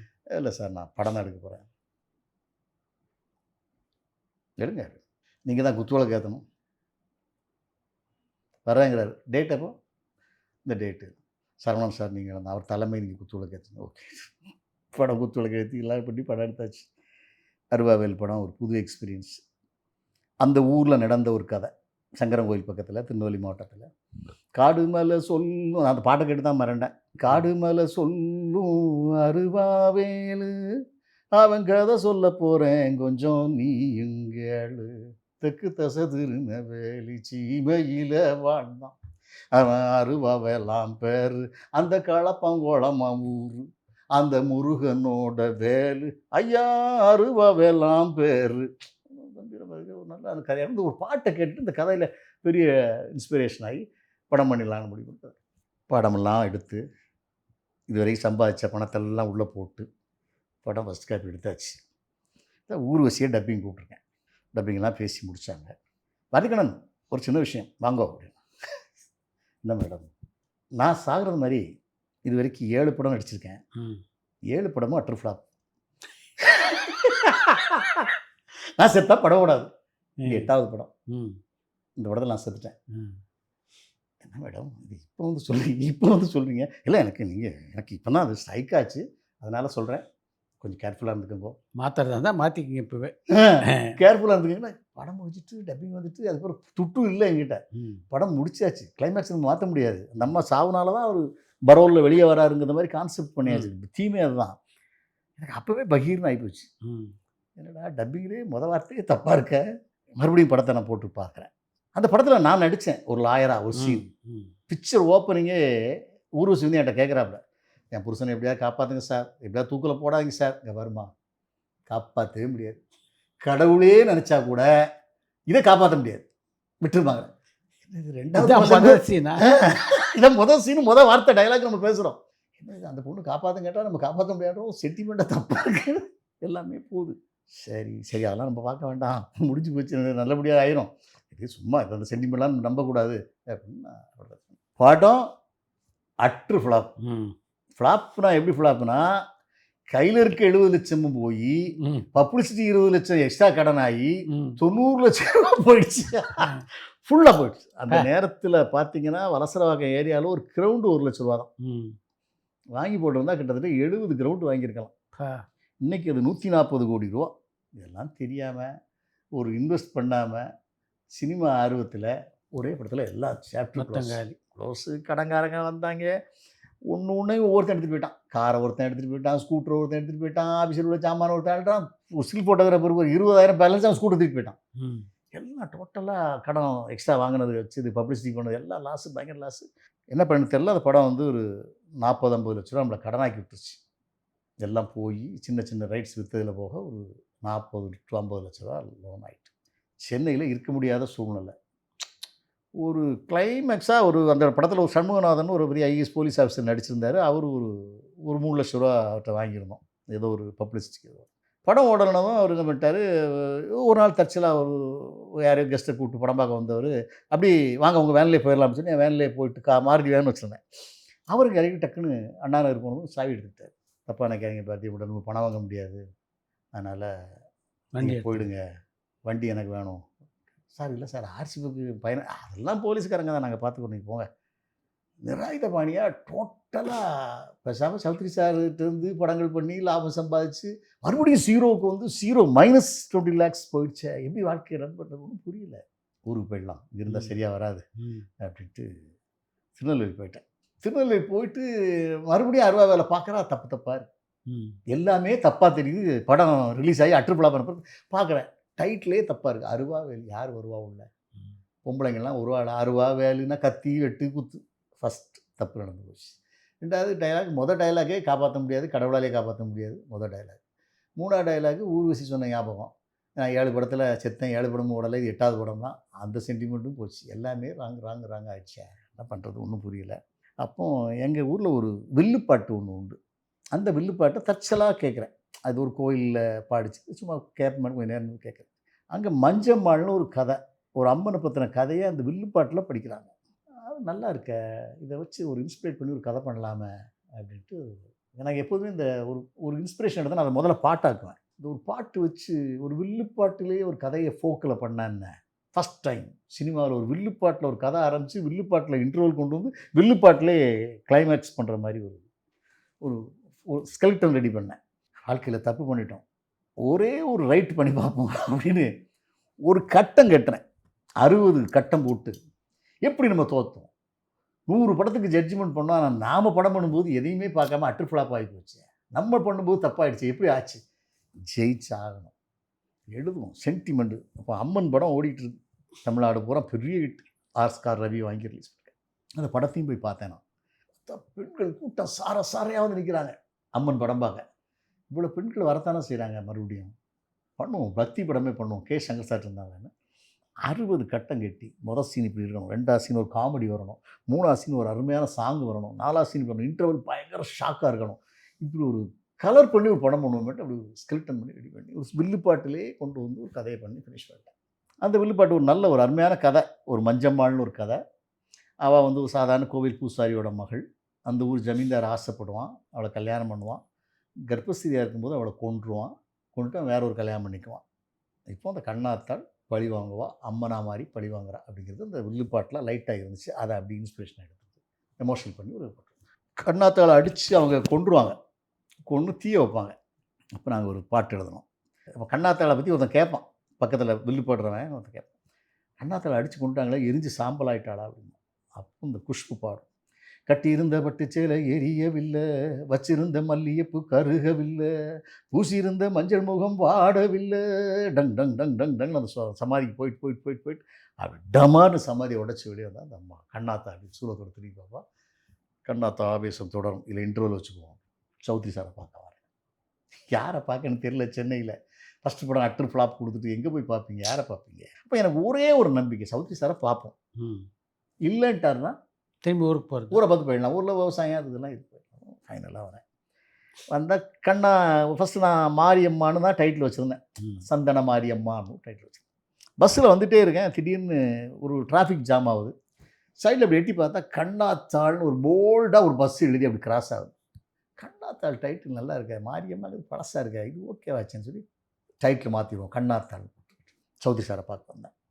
இதே ரியாக்ஷன் தான். சௌத்ரி சார் அட்மிஷனில் கை வச்சுருந்தார்.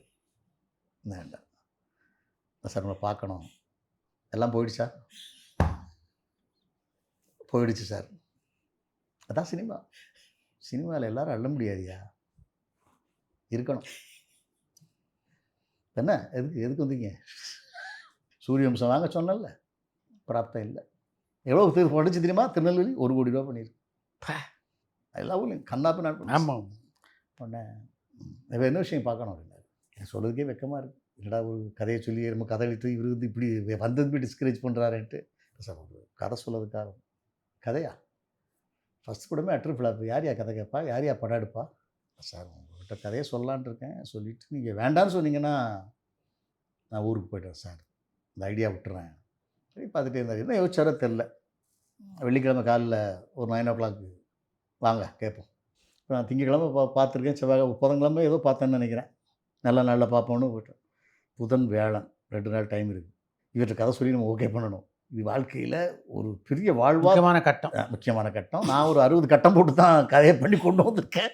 உடனே இது எப்படி சொல்கிறது, அவர் ஒரு ஒரு ஹிந்திக்காரராக இருக்கார், அந்த நேட்டிவிட்டி தெரியாத இவர்கிட்ட எப்படி நம்ம கதை சொல்ல போகிறோம். ரைட், அவருக்கு நேட்டிவிட்டி இருக்கோ இல்லையோ, ராஜஸ்தானியாக இருந்தாலும் பரவாயில்ல, நாம் கதையை ஒட்டச்சு சொல்லிடுவோம் அப்படின்னு அந்த கதையை ஃபுல்லாக கண்ணாடிக்கு முன்னால் நல்லா 2-3 நாள் ரிஹர்சல் பண்ணிட்டேன். கண்ணாடியை சௌத்ரியா நினச்சிட்டு அப்படி பாட்டு பாடுறது, கதையை சொல்கிறது, இப்படிலாம் பயங்கர கிராண்டாக பண்ணி தளபடம் ஆக்கிட்டேன். கதையை வந்து தங்கு தடை இல்லாமல் சொல்லிடணும், அதுதான் லைஃப். ஆனால் சௌத்ரி சார் கரெக்டாக வந்தார். ரெடியா இருந்தார், கண்ணை மூடிக்கிட்டார். எனக்கு கண்ணை மூடுறது கொஞ்சம் வசதியாக போச்சு. எனக்கு கைலாசத்திலே ஒரு நாள் அந்த வல்லரக்கனாகப்பட்டவர் முடிக்கிறாரு. என்ன ஒரு திடீர்னு ஒரு பாட்டு சத்தம் கேட்குது, நிற்காரு. பாட்டில் வந்து கதை ஆரம்பிச்சார். எப்படி வந்துட்டார். வல்லரக்கனாகப்பட்டவன் கடும் தவம் இருக்க, எப்பேற்பட்ட தவம் தெரியுமா, சொன்னா தானே தெரியும். ஐயா ஊசை மூணாங்க இல்லை தவம் இருக்க, ஆமா தவம் இருக்க. இப்படி ஒரு பாட்டு வருது சார். ஒரு லேடி எந்திக்கிறாங்க சார். இந்த கதையே கேட்டு கேட்டு சலிச்சு போச்சு. இதே ஊரில் பிறந்து இதே ஊரில் வாழ்ந்தாலே கண்ணாத்தா, அவ கதையை படியம்மா, அப்படியே பாடிடுவோம். தன்னாத்துக்கு தசசி மயிலாம் திருநவேலி சீமையில பூஞ்சோல கிராமத்தில் சண்முகம் பிள்ளையாம் பேரு, 5 புள்ள பெத்தாம்பாரு, அவன் சண்முகம் பிள்ளையாம் பேரு. அதில் மூத்தவளம் கண்ணாத்தா, அவ கதையை கொஞ்சம் கேளு, அவ கண்ணழக காண்பதற்கு கண்கள் 1000 வேண்டும், அந்த அழக கூந்தலை பார்க்கறதுக்கு அப்படி வேணும் இப்படி வேணும் போட்டு அந்த பொண்ணை இன்ட்ரடியூஸ் பண்ணோம் சார். ஒரு பாட்டு சார், ஒரு கரகாட்ட பாட்டு சார். கதையை ஃபுல்லாக வடிவேல் காமெடி சூனாப்பானான்னு அதில் ஒரு புதுசாக ஒரு ட்ராக் வரும். வடிவேல் லைஃப்பில் ஒரு திருப்பு முனையான படம். ஆமாம், அருமையாக இருக்கா. ஆமாம், அதில் விஷம் குடிக்கிற காமெடி கூட நானே ஆக்ட் பண்ணியிருப்பேன். அது மாதிரி அந்த சீன்லாம் வச்சு காமெடியும் எழுதிட்டேன். நான் சொன்னேன் கட்டம் கட்டம், இதில் வடிவேல் காமெடி வரணும், இதில் இது வரணும், இதில் இது வரணும், இது லிங்க் பண்ணி கதை பண்ணிட்டேன். கதை ஃபுல்லாக கேட்டார். 2 hours கேட்டார். 10 மணிக்கு ஆரம்பிச்சு 12 மணி வரைக்கும் கதை ஃபுல்லாக கேட்டார். கேட்டு அப்படி பார்த்தாரு. கதை நல்லா சொல்கிறீங்க, இதே மாதிரி எடுத்துருவியா, எடுத்துருவியா, கதை சொல்கிற ஓகே எடுத்துருவியா. இல்லை சார், கண்டிப்பாக எடுப்பேன் சார். ஒரு படம் தப்பாயிடுச்சு சார். என்ன டைட்டிலு? கண்ணாத்தா சார். யோ கண்ணாத்தா பொன்னாத்தாலாம் என்ன டைட்டில்? சூரிய சூப்பருக்குள்ளே போய் கண்ணாத்தா டைட்டிலாம் எப்படியா வச்சு படம் எடுக்கிறது? சூரிய வம்சம், லவ் டுடே, ரோமியோ ஜூலியட் நான் போயிட்டுருக்கேங்க. அப்படி ஒன்றும் புரியலை. சரி ஒரு ஐடியா பண்ணுவோம் இரு. சுரேஷ் கவார்னு கூப்பிட்டார். அவருடைய பையன், மூத்த பையன் வந்தாங்க. இவர் ஒரு கதை சொன்னார்ப்பா, அது கொஞ்சம் லேடிஸ் அப்பீலாக இருக்குது, பட் நம்ம பேனரில் பண்ண முடியாது. இவர் பேனரில் ஜெமினியில் போயிட்டு ஒரு பேனரில் க்ரியேட் பண்ணி அவர் ஒரு நம்ம ஃபைனான்ஸ் பண்ணிவிடுவோம், அவர் ப்ரொடியூசராக இருக்கட்டும், டைரக்டராக இருக்கட்டும், நம்ம பண்ணுவோம் அப்படின்னு சொல்கிறாரு. சரியாங்கிட்ட எவ்வளோ பட்ஜெட் உங்களுக்கு ஆகும்? ஒரு 1 crore ஆகும் சார். ஒரு 20-20 கொடுத்தா போதுமா? Okay sir. 20 5 பேமெண்ட் கொடுத்தீங்கன்னா நான் டப்பிங் ரீரெக்கார்டிங் இந்த மாதிரி வாங்கிக்கிறேன் சார். ஒரு சின்ன ஐடியா நம்மளுக்குள்ள சொல்லுங்கள் சார். ஃபஸ்ட்டு ஒரு 20 லட்ச ரூபா தரேன், நீங்கள் ஒரு 10 நாள் ஷூட் போயிட்டு வாங்க, பார்ப்போம், நல்லா இருந்தால் கண்டினியூ பண்ணுவோம், இல்லைன்னா க்ளோஸ் பண்ணிவிடுவோமா அப்படி. சரி சார். அதே மாதிரி நான் போயிட்டு இளையராஜா கையில் காலில் விழுந்து அவர்கிட்ட ஒரு பாட்டெலாம் வாங்கி இந்த வில்லு பாட்டுலாம் போட்டுக்கிட்டு செட் பண்ணி திருவிழாலாம் எடுத்து அங்கே ஒரு ஊரில் திருவிழான்னு போட்டு ஒரு 10 நாள் ஷூட் பண்ணி காமிச்சேன். நல்லா இருக்கியா, சொன்னதை விட தாண்டியே எடுத்துக்கிட்டு இருக்கேன், அதுக்கு இன்னும் 2 பேமெண்ட்டை சேர்த்து கொடுத்துருப்பான், மொத்தமாக படத்தை முடிச்சுட்டு வரட்டும். அப்புறம் படம் ஃபுல்லாக ரீரெக்கார்டிங் அதுக்கு இதெல்லாம் இளையராஜா போட்டு படமே ஒரு வேறு மாதிரி கலர் கம்பீரமாக ஆயிடுச்சு. டிடிஎஸ்லாம் பண்ணி படம் தேவசீதையில் வந்து பார்த்தாரு. வடிவேல் காமெடிக்கு விழுந்து சிரித்தார். படத்தையும் பார்த்தாரு. அந்த எமோஷனலாக அடி மேலே அந்த உரிமை போக்கு உடனே படம் பார்த்துட்டு நாளைக்கு காலைல ஆஃபீஸ் வாங்க, இந்த படத்தை வேணா சூப்பர் குட் பேனருக்கு மாற்றிடுவோமா? சார் உங்கள் படம் சார், நான் சென்சார் வரைக்கும் நான் பண்ணிட்டேன், உங்கள் பேரில் இந்த படத்தை அப்படியே உங்களுக்கு ஆரம்பி, எனக்கு ஒன்று உனக்கு என்ன வேணும் சார், நீங்களாக பார்த்து என்ன கொடுத்தாலும் ஓகே சார், நீங்கள் என்ன சார் என் வாழ்க்கையில் ரீல் லைஃப் கொடுத்த மாதிரி எனக்கு நீங்கள் பண்ணால் எனக்கு இன்னும் சந்தோஷம். சூப்பர் குட் பேனர்னால் எல்லோரும் வாங்கிடுவாங்க, ஒரு ஃப்ரீ ரீச் நல்லா கிடைக்கும் சார். ஓகே உனக்கு ஒரு 10 லட்ச ரூபா தரேன் வச்சுக்கோ. படம் கிட்டத்தட்ட 1 கோடி ரூபாய்க்கு அவரை படம் 2 ரூபா 2.5 கோடி ரூபாய்க்கு அப்போ நல்ல வியாபாரம் ஆச்சு. அவர் பண்ணனால தெலுங்கு 50 லட்ச ரூபா சூப்பர் வியாபாரம் பண்ணார், நல்ல பெரிய ஹிட் ஆச்சு. அதுக்கப்புறம் போய் பார்க்க போயிருந்தேன். யோ வெற்றி படம் கொடுத்துட்டையா ஒரு மாதிரியா, என்ன ஆச்சரியமாக இருக்கியா, அடுத்து ஒரு படம் ஒன்று இருக்கலாம்யா, திருநெல்வேலி ஏதோ ஒரு கதை, வேறு ஒரு பிரபு வேறு ஒரு கதை ஒன்று ரெடி பண்ணி அந்த அழகப்பெண்ணை பையனும் அதில் நடிக்கணும், அழகப்பெண்ணை கேட்டுட்ருக்காருயா, அதை வச்சு ஒரு செட்டப் ரெடி பண்ணிட்டு வாயார், அது ஒரு படம் பண்ணிடலாம். பிரபு சார், கரண், அழகப்பெண்ணை பையன் உதயா இவங்களாம் வச்சு திருநெல்வேலி படம். அது முதல் 2 படத்தில் நட்சத்திரங்கள் எப்படிப்பட்ட ஒத்துழைப்பு உங்களுக்கு கொடுத்தாங்க? முதல் படத்தில் நாசர் உருவசி, ஏற்கனவே ப்ரெஸ் ரிப்போர்ட்டராக இருக்க காலத்திலே நாசர் ஒரு நல்ல பழக்கம். அதுபோக நாசர்கிட்ட ஒரு நல்ல ஒரு குட் ஹேபிட்லாம் உண்டு. ஒரு டைரக்டர்னால் அதுக்கு ஒரு பெரிய மரியாதை கொடுப்பார். அதுபோக நல்லா கோஆப்ரேட் பண்ணுவார். அவரை பொறுத்தவரை ஊர்வசிங்க நான் நிறைய இன்டர்வியூலாம் பண்ணதுனால அந்த அம்மாவும் எனக்கு நல்ல பழக்கம். அவங்க சும்மா அப்பப்போ வந்து ஐடியா மட்டும் கொடுப்பாங்க. வரைக்கும் ரொம்ப ஜாக்கிரதையாக இருக்கணும், பார்த்துக்கோ வளப்புறம் பார்த்துக்கோ அப்படி இருப்பாங்க. பட் என்னென்னா அந்த கிளைமேக்ஸ் தான் அதை சொன்னாங்க. டப்பிங்கில் தான் வந்து அதை சொன்னாங்க. அது முதலே சொல்லிட்டா கூட நான் ஆர்டிஸ்டையாவது மாற்றிருப்பேன். ஒருவேளை நம்மளை மாற்றிடுவாங்கன்னு நினச்சி அவங்க சொல்லலை. ஏன்னா அந்த கதையில் மெயின் பாயிண்ட்டே சாவுறது தான், ஹீரோயின் சாவுறது. அதனால் அவங்க சொல்லலை அதை.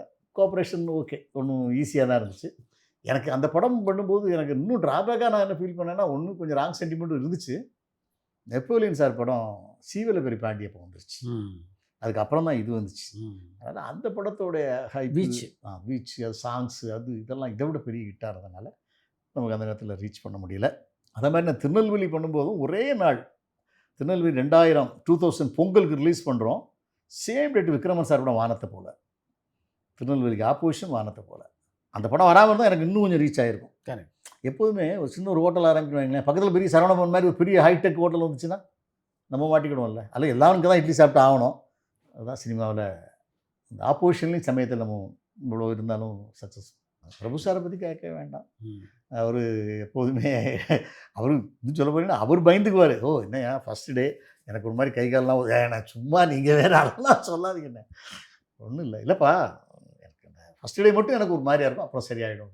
நல்ல கோஆப்ரேட் பண்ணுவார். ரோஜாவும் ரொம்ப நல்ல கேரக்டர். ரோஜாலாம் ரொம்ப அருமையான கேரக்டர். அப்புறம் இளையராஜா சார் சாமி அவரை வச்சு 2-3 படம் பண்ணிட்டேன். திருநெல்வேலியும் ஒரு அந்த நேரத்தில் ஒரு மரியாதையாக இருந்துச்சு. ரொம்ப மோசமாக போகல, ஆவரேஜாக போச்சு. பிஎன்சி நல்லா போச்சு மெயின் சென்டரோட. நகைச்சுவை நடிகரில் ஒரு பக்கம் விவேக், இன்னொரு பக்கம் வடிவேல். திருநெல்வேலி படம் பார்த்துட்டு தான் கலைஞருக்கு போட்டு காமிச்சார் அழகாக பண்ணேன். கலைஞர் படம் பார்த்துட்டு தான் என்னையா பெரியார் மேட்டெலாம் பெருசாக சொல்லியிருக்கீங்க கதையில். உடனே வீரமணி சாருக்கு ஃபோன் போட்டு, உங்கள் இதெல்லாம் பெருசாக பண்ணியிருக்காயா, அவனுக்கு ஒரு அவார்டை கொடுங்கயா. கலைஞர் தான் ரெக்கமெண்ட் பண்ணி சின்ன கலைவாணர் விருது என் படத்தில் தான் கிடையாது, யாருக்குமே தெரியாது. திருநெல்வேலி பார்த்துட்டு 1000 பெரியார் வந்தாலும் உங்களை திருத்த முடியாதுறான்னு ஒவ்வொரு காமெடிலையும் எண்டு பாயிண்ட். ஆமாம். பேசிக் என்னென்னு கேட்டிங்கன்னா, நான் எம்ஆர் ராதா ரசிகர் வந்தனால அந்த எம்ஆர் ராதா டைப்பில் ஒன்று பண்ணணுங்கிறதுக்காக பண்ணப்பட்டது தான். அப்புறம் அவர் கொஞ்சம் ட்ராக் சொன்னார், நானும் சொன்னேன். நான் 3 சீன் சொன்னேன், அவர் 7 சீன் சொன்னார். எல்லாம் மிக்ஸ் பண்ணி தான் பண்ணோம். பட் விவேக்கு அதில் பெரிய லைஃப். ஆமாம், எங்களுக்கு கிடச்சது பெரிய, அவருக்கு கிடச்சது பெரிய லைஃப் கிடச்சி. அதுதான் ஒரு வாழ்க்கையில் பெருசாச்சு. ஆமாம். அதே மாதிரி வடிவேலுக்கு ஆரம்ப காலத்தை வந்துக்கிட்டு இருந்த காலகட்டத்தில் அந்த சூனாபானா கேரக்டர் பெரிய ஹிட். அந்த பஞ்சாயத்தில் ஆடு திருடிட்டு சமாளிக்கிறதும் சரி, நான் விஷம் குடிக்கிற சீனில் அவர் விஷத்தவங்க குடிச்சிட்டு தடுமாடுறதும் சரி. லேசா தொண்டை கரகரங்குத சரக்கு பழசா பெசங்கள் அந்த சரக்கு குடிச்சா அப்படித்தானே இருக்கும். அம்மா எப்ப பார்த்தாலும் வேஷம் நோசம் நோசம்னு இருக்கா. சூனாப்பானா அந்த காலத்தில் ஒரு பெரிய பரபரப்பு, பெரிய ஹிட். 2 பேருமே 2 காமெடி நடிகர்களுக்குமே என்னுடைய படங்கள் வந்து பெரிய பேஸாக இருந்துச்சு. நீங்கள் பணியாற்றிய இன்னொரு முக்கியமான கலைஞர் மணிவண்ணன். அவர் தான் கரணியோட அப்பா. நல்ல கேரக்டர். அவரை தான் ஒரு ஒரு காமெடி வில்லனாக வச்சுருந்தோம். அவர் சொன்னார், என்ன ரொம்ப படம் சீன் நடிச்சுக்கிட்டு இருக்கும்போது சொன்னார், என்ன பாரதி ரொம்ப வில்லனாக போகுது, அடுத்து நம்மளை இவன் கூப்பிடுவானா கூப்பிட மாட்டானா.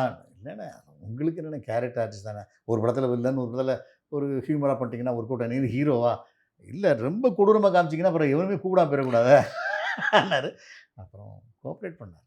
அவர் ஒரு டைரக்டர் தானே, அப்போ பயங்கர பீக்காக இருந்தார். ஆமாம், ஒரு டே பேசிக்கே சம்பளம், பெரிய சம்பளம்.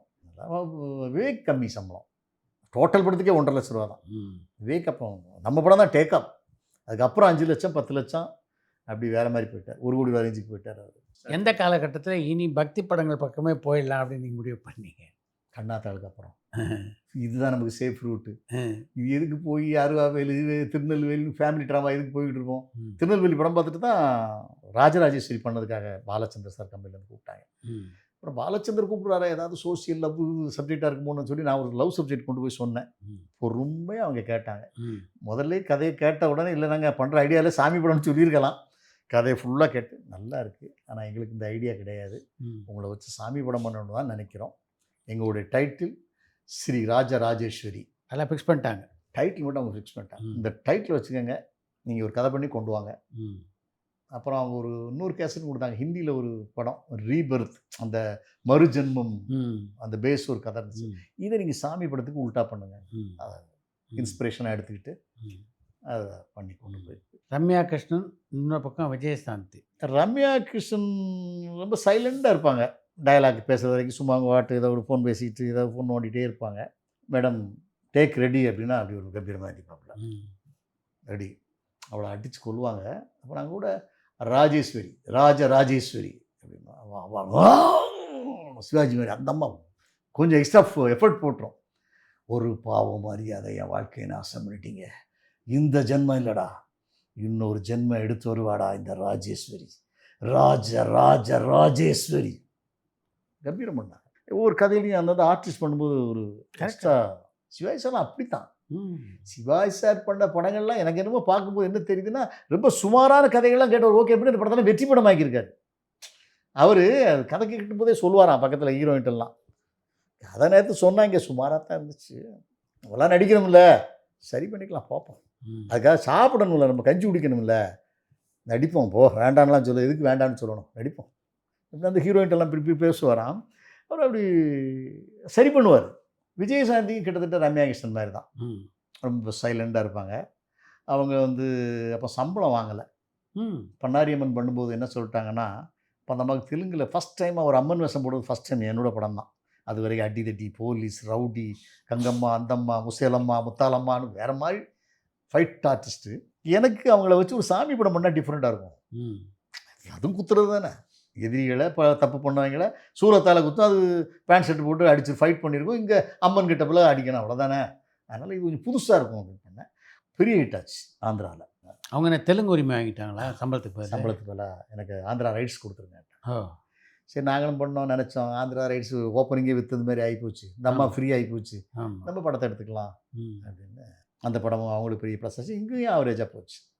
D Rajendar music. ஆமாம், அந்த நேரத்தில் அது ஒரு புதுசு. நீங்கள் ஒரு பக்கம் ஆதித்யன், இளையராஜா, டி ராஜேந்தர், தேவா எல்லாரோடும் ஒர்க் பண்ணியிருக்கீங்க. இளையராஜா கிட்ட நான் அண்ணங்கிட்ட போய் கண்ணாத்தாள்னு ஒரு படம் பண்ணும்போது ஃபஸ்ட் டைமாக பார்க்குறேன். அப்போது அங்கே அவர்கிட்ட மேனேஜர் சுப்பையான்னு ஒரு ஆள் இருந்தாப்புல. அப்புறம் போய் வெயிட் பண்ணேன். அப்புறம் இளையராஜா ஃபஸ்ட் டைமாக ஒரு பல இடங்களில் மீட் பண்ணியிருக்கேன், பட் ஒரு டைரக்டராக பார்க்கும்போது ஒரு வெயிட் பண்ணிகிட்டு இருந்தேன். யார் நீங்கள் அப்படின்னு சுப்பையா கேட்டார். நான் ஒரு டைரக்டருங்க, அண்ணனை பார்த்து கதை சொல்லலான்னு வந்திருக்கேன். நான் போன நேரமோ என்னோட நல்ல நேரத்தில் அன்னைக்கு இளையராஜா கொஞ்சம் ஃப்ரீயாக இருந்தார். அவர் ஃப்ரீயாக இருந்தால் கூட வீட்டில் இருக்க மாட்டார், அப்படியே ஸ்டூடியோவில் அப்படி உட்காந்துக்கிட்டு அப்படி திங்க் பண்ணிட்டு எதாவது பண்ணிகிட்டு இருப்பார். ஏதாவது ஒரு திருவாசகம் மாதிரி ஏதாவது ஒன்று எழுதிட்டு இருப்பார், ஒரு ப்ரோக்ராம் ஏதோ ஒன்று பண்ணிகிட்டே இருப்பார். அன்றைக்கி கொஞ்சம் ஃப்ரீயாக இருந்திருக்காருன்னு நினைக்கிறேன். உடனே நான் வந்ததும், அண்ணே ஏதோ ஒரு டேரக்டர் அவங்களோட கதை சொல்கிறதுக்காக ஒரு ஆள் வந்திருக்காரு, அவர் சொல்லுவார் அப்படின்ட்டார். அப்புறம் போனேன், காலைல என்ன ஒரு கதை சொல்லணும். என்ன கதை? இல்லைண்ணே ஒரு சாமி பட கதை, எனக்கு ஒரு ஃபைனான்ஸ் பண்ணுறாங்க, நான் தான் ஃபஸ்ட் டைமாக படம் பண்ண போகிறேன். இப்போ சொல்கிறீங்களா? சொல்கிறேண்ணே. நான் தலைப்படமாக தான் ஏற்கனவே சவுத்துக்கிட்டு நான் தலைப்படம் ஆகிட்டேன்ல. உடனே உட்காந்ததும் சொல்லுங்கள் உட்காந்து பார்த்துட்டு இருந்தார். வழக்கம் போல் நான் அந்த பாட்டு தான் என்ன ஓப்பனிங்கே என்ன அந்த மாதிரி ஒரு கோவில் திருவிழாவில் ஒரு வில்லுங்கிற ஒரு கிராமிய நிகழ்ச்சி நடக்குது. அதில் அந்த அம்மா பாடுறாங்கண்ணே, கைலாசத்திலே ஒரு நாள் அந்த வல்ல ரக்கனாகப்பட்டவன் கடும் தவம் இருக்க, எப்பேற்பட்டவன் தெரியும், ஐயா ஊசி மூணகில தவம் இருக்க. இளையராஜாக்கே ஷாக், ஏன்னா இவன் பாட்டு படிச்சுட்டு இருக்கேன், என்னடா பாட்டெலாம் படிக்கன்ற ஒன்றும் கண்டுக்கலை, பார்த்துட்டே இருந்தார். உடனே ஃபுல்லாக ஓகே ட்ராவல் பண்ணி ஃபுல்லாக கதையில் போயிட்டே இருந்தார். காமெடி மட்டும் அவர் சொல்லலை, ஏன்னா அவர் காமெடி சொன்னால் அவருக்கு பிடிக்காது. ஏன்னா ஏன் சாமி கொடுத்தது காமெடி சீன் அப்படியா கதையை சொல்லியாம்பார். அது எனக்கு தெரியும், அப்படி பண்ணுவார்னு தெரியும். அதனால் காமெடியை நான் ஒரு சீன் சொல்லும்போதே அவர் இன்ட்ரெஸ்ட் காட்டலை. அவர் காமெடி வடிவில் ட்ராக்கே ஃபுல்லாக அவாய்ட் பண்ணி கதையாக எமோஷனலாக சொல்லி இந்த மாதிரி ரிவெஞ்ச் பண்ணுறாரு. ஒரு 1 மணி நேரம் கதை சொன்னேன். கேட்டதும் சொன்னார், அந்த காலத்தில் நீலி அம்மான்னு ஒரு படம் வந்துச்சு, மிகப்பெரிய ஹிட்டு, பழையனூர் நீலி படம். அந்த மாதிரி இருக்கே அந்த கதை, நல்லா போகும்யா, இது கரெக்டாக பண்ணி சொன்னது மாதிரி பண்ணிட்டேன்னா அந்த படம் ஹிட் ஆகும்யா. ஓகே, இது உங்களுக்கு எப்படி ஃபைனான்ஸ்லாம் யார்? சௌத்ரி ஃபஸ்ட் காப்பி பண்ணுறாரு. ஓ, எப்போ உங்களுக்கு இதெல்லாம் வேணும்? நீங்கள் எப்போ சொல்லிடலாம். இப்போ நான் ஒரு ஃப்ரைடேவோ வேலை தேர்ஸ்டேவோ மீட் பண்ணுறேன். மண்டே கம்போஸ் வச்சுக்கலாமா? மண்டே பண்ணிக்கிறீங்களா கம்போஸிங்? ஓகேண்ணே. மண்டே காலையில் போகிறேன், 7 மணிக்கு வர சொன்னார். 7 மணிக்கு போகிறேன். உட்காருங்க. ஃபஸ்ட் என்ன பாட்டது? அண்ணா வில்லுப்பாட்டு. இளையராஜாக்கு அண்ணனுக்கு எல்லா இசையும் அத்துப்படி தான், வில்லுப்பாட்டு மட்டும் கொஞ்சம் சக்கப். ஏன்னா அது அவங்க நேட்டிவிட்டியில் கிடையாது, மதுரையில் கிடையாது வில்லுப்பாட்டு, திருநெல்வேலியில் தான் உண்டு. இப்போ அண்ணன் கேட்டார், வில்லுப்பாட்டு உங்கள் ஊரில் மட்டும்தானே இருக்குது, எல்லா ஊரில் இல்லை, அது ஆரம்பம் எப்படி அப்படின்னாரு. கைலாசத்திலே ஒரு நாள் அந்த வல்ல ரக்கனாகப்பட்டவன் கடும் தவம் இருக்க, எப்பேற்பட்ட தவம் தெரியுமா, ஐயா ஊசி மூணகில தவம் இருக்க. நான் பாடினேன். ஓகே சும்மா அது ஒரு இதுக்கு தான் கேட்டேன். ஓகேன்னா அது அதை பிரமாதமான ஒரு வில்லுப்பாட்டாக்குனாரு.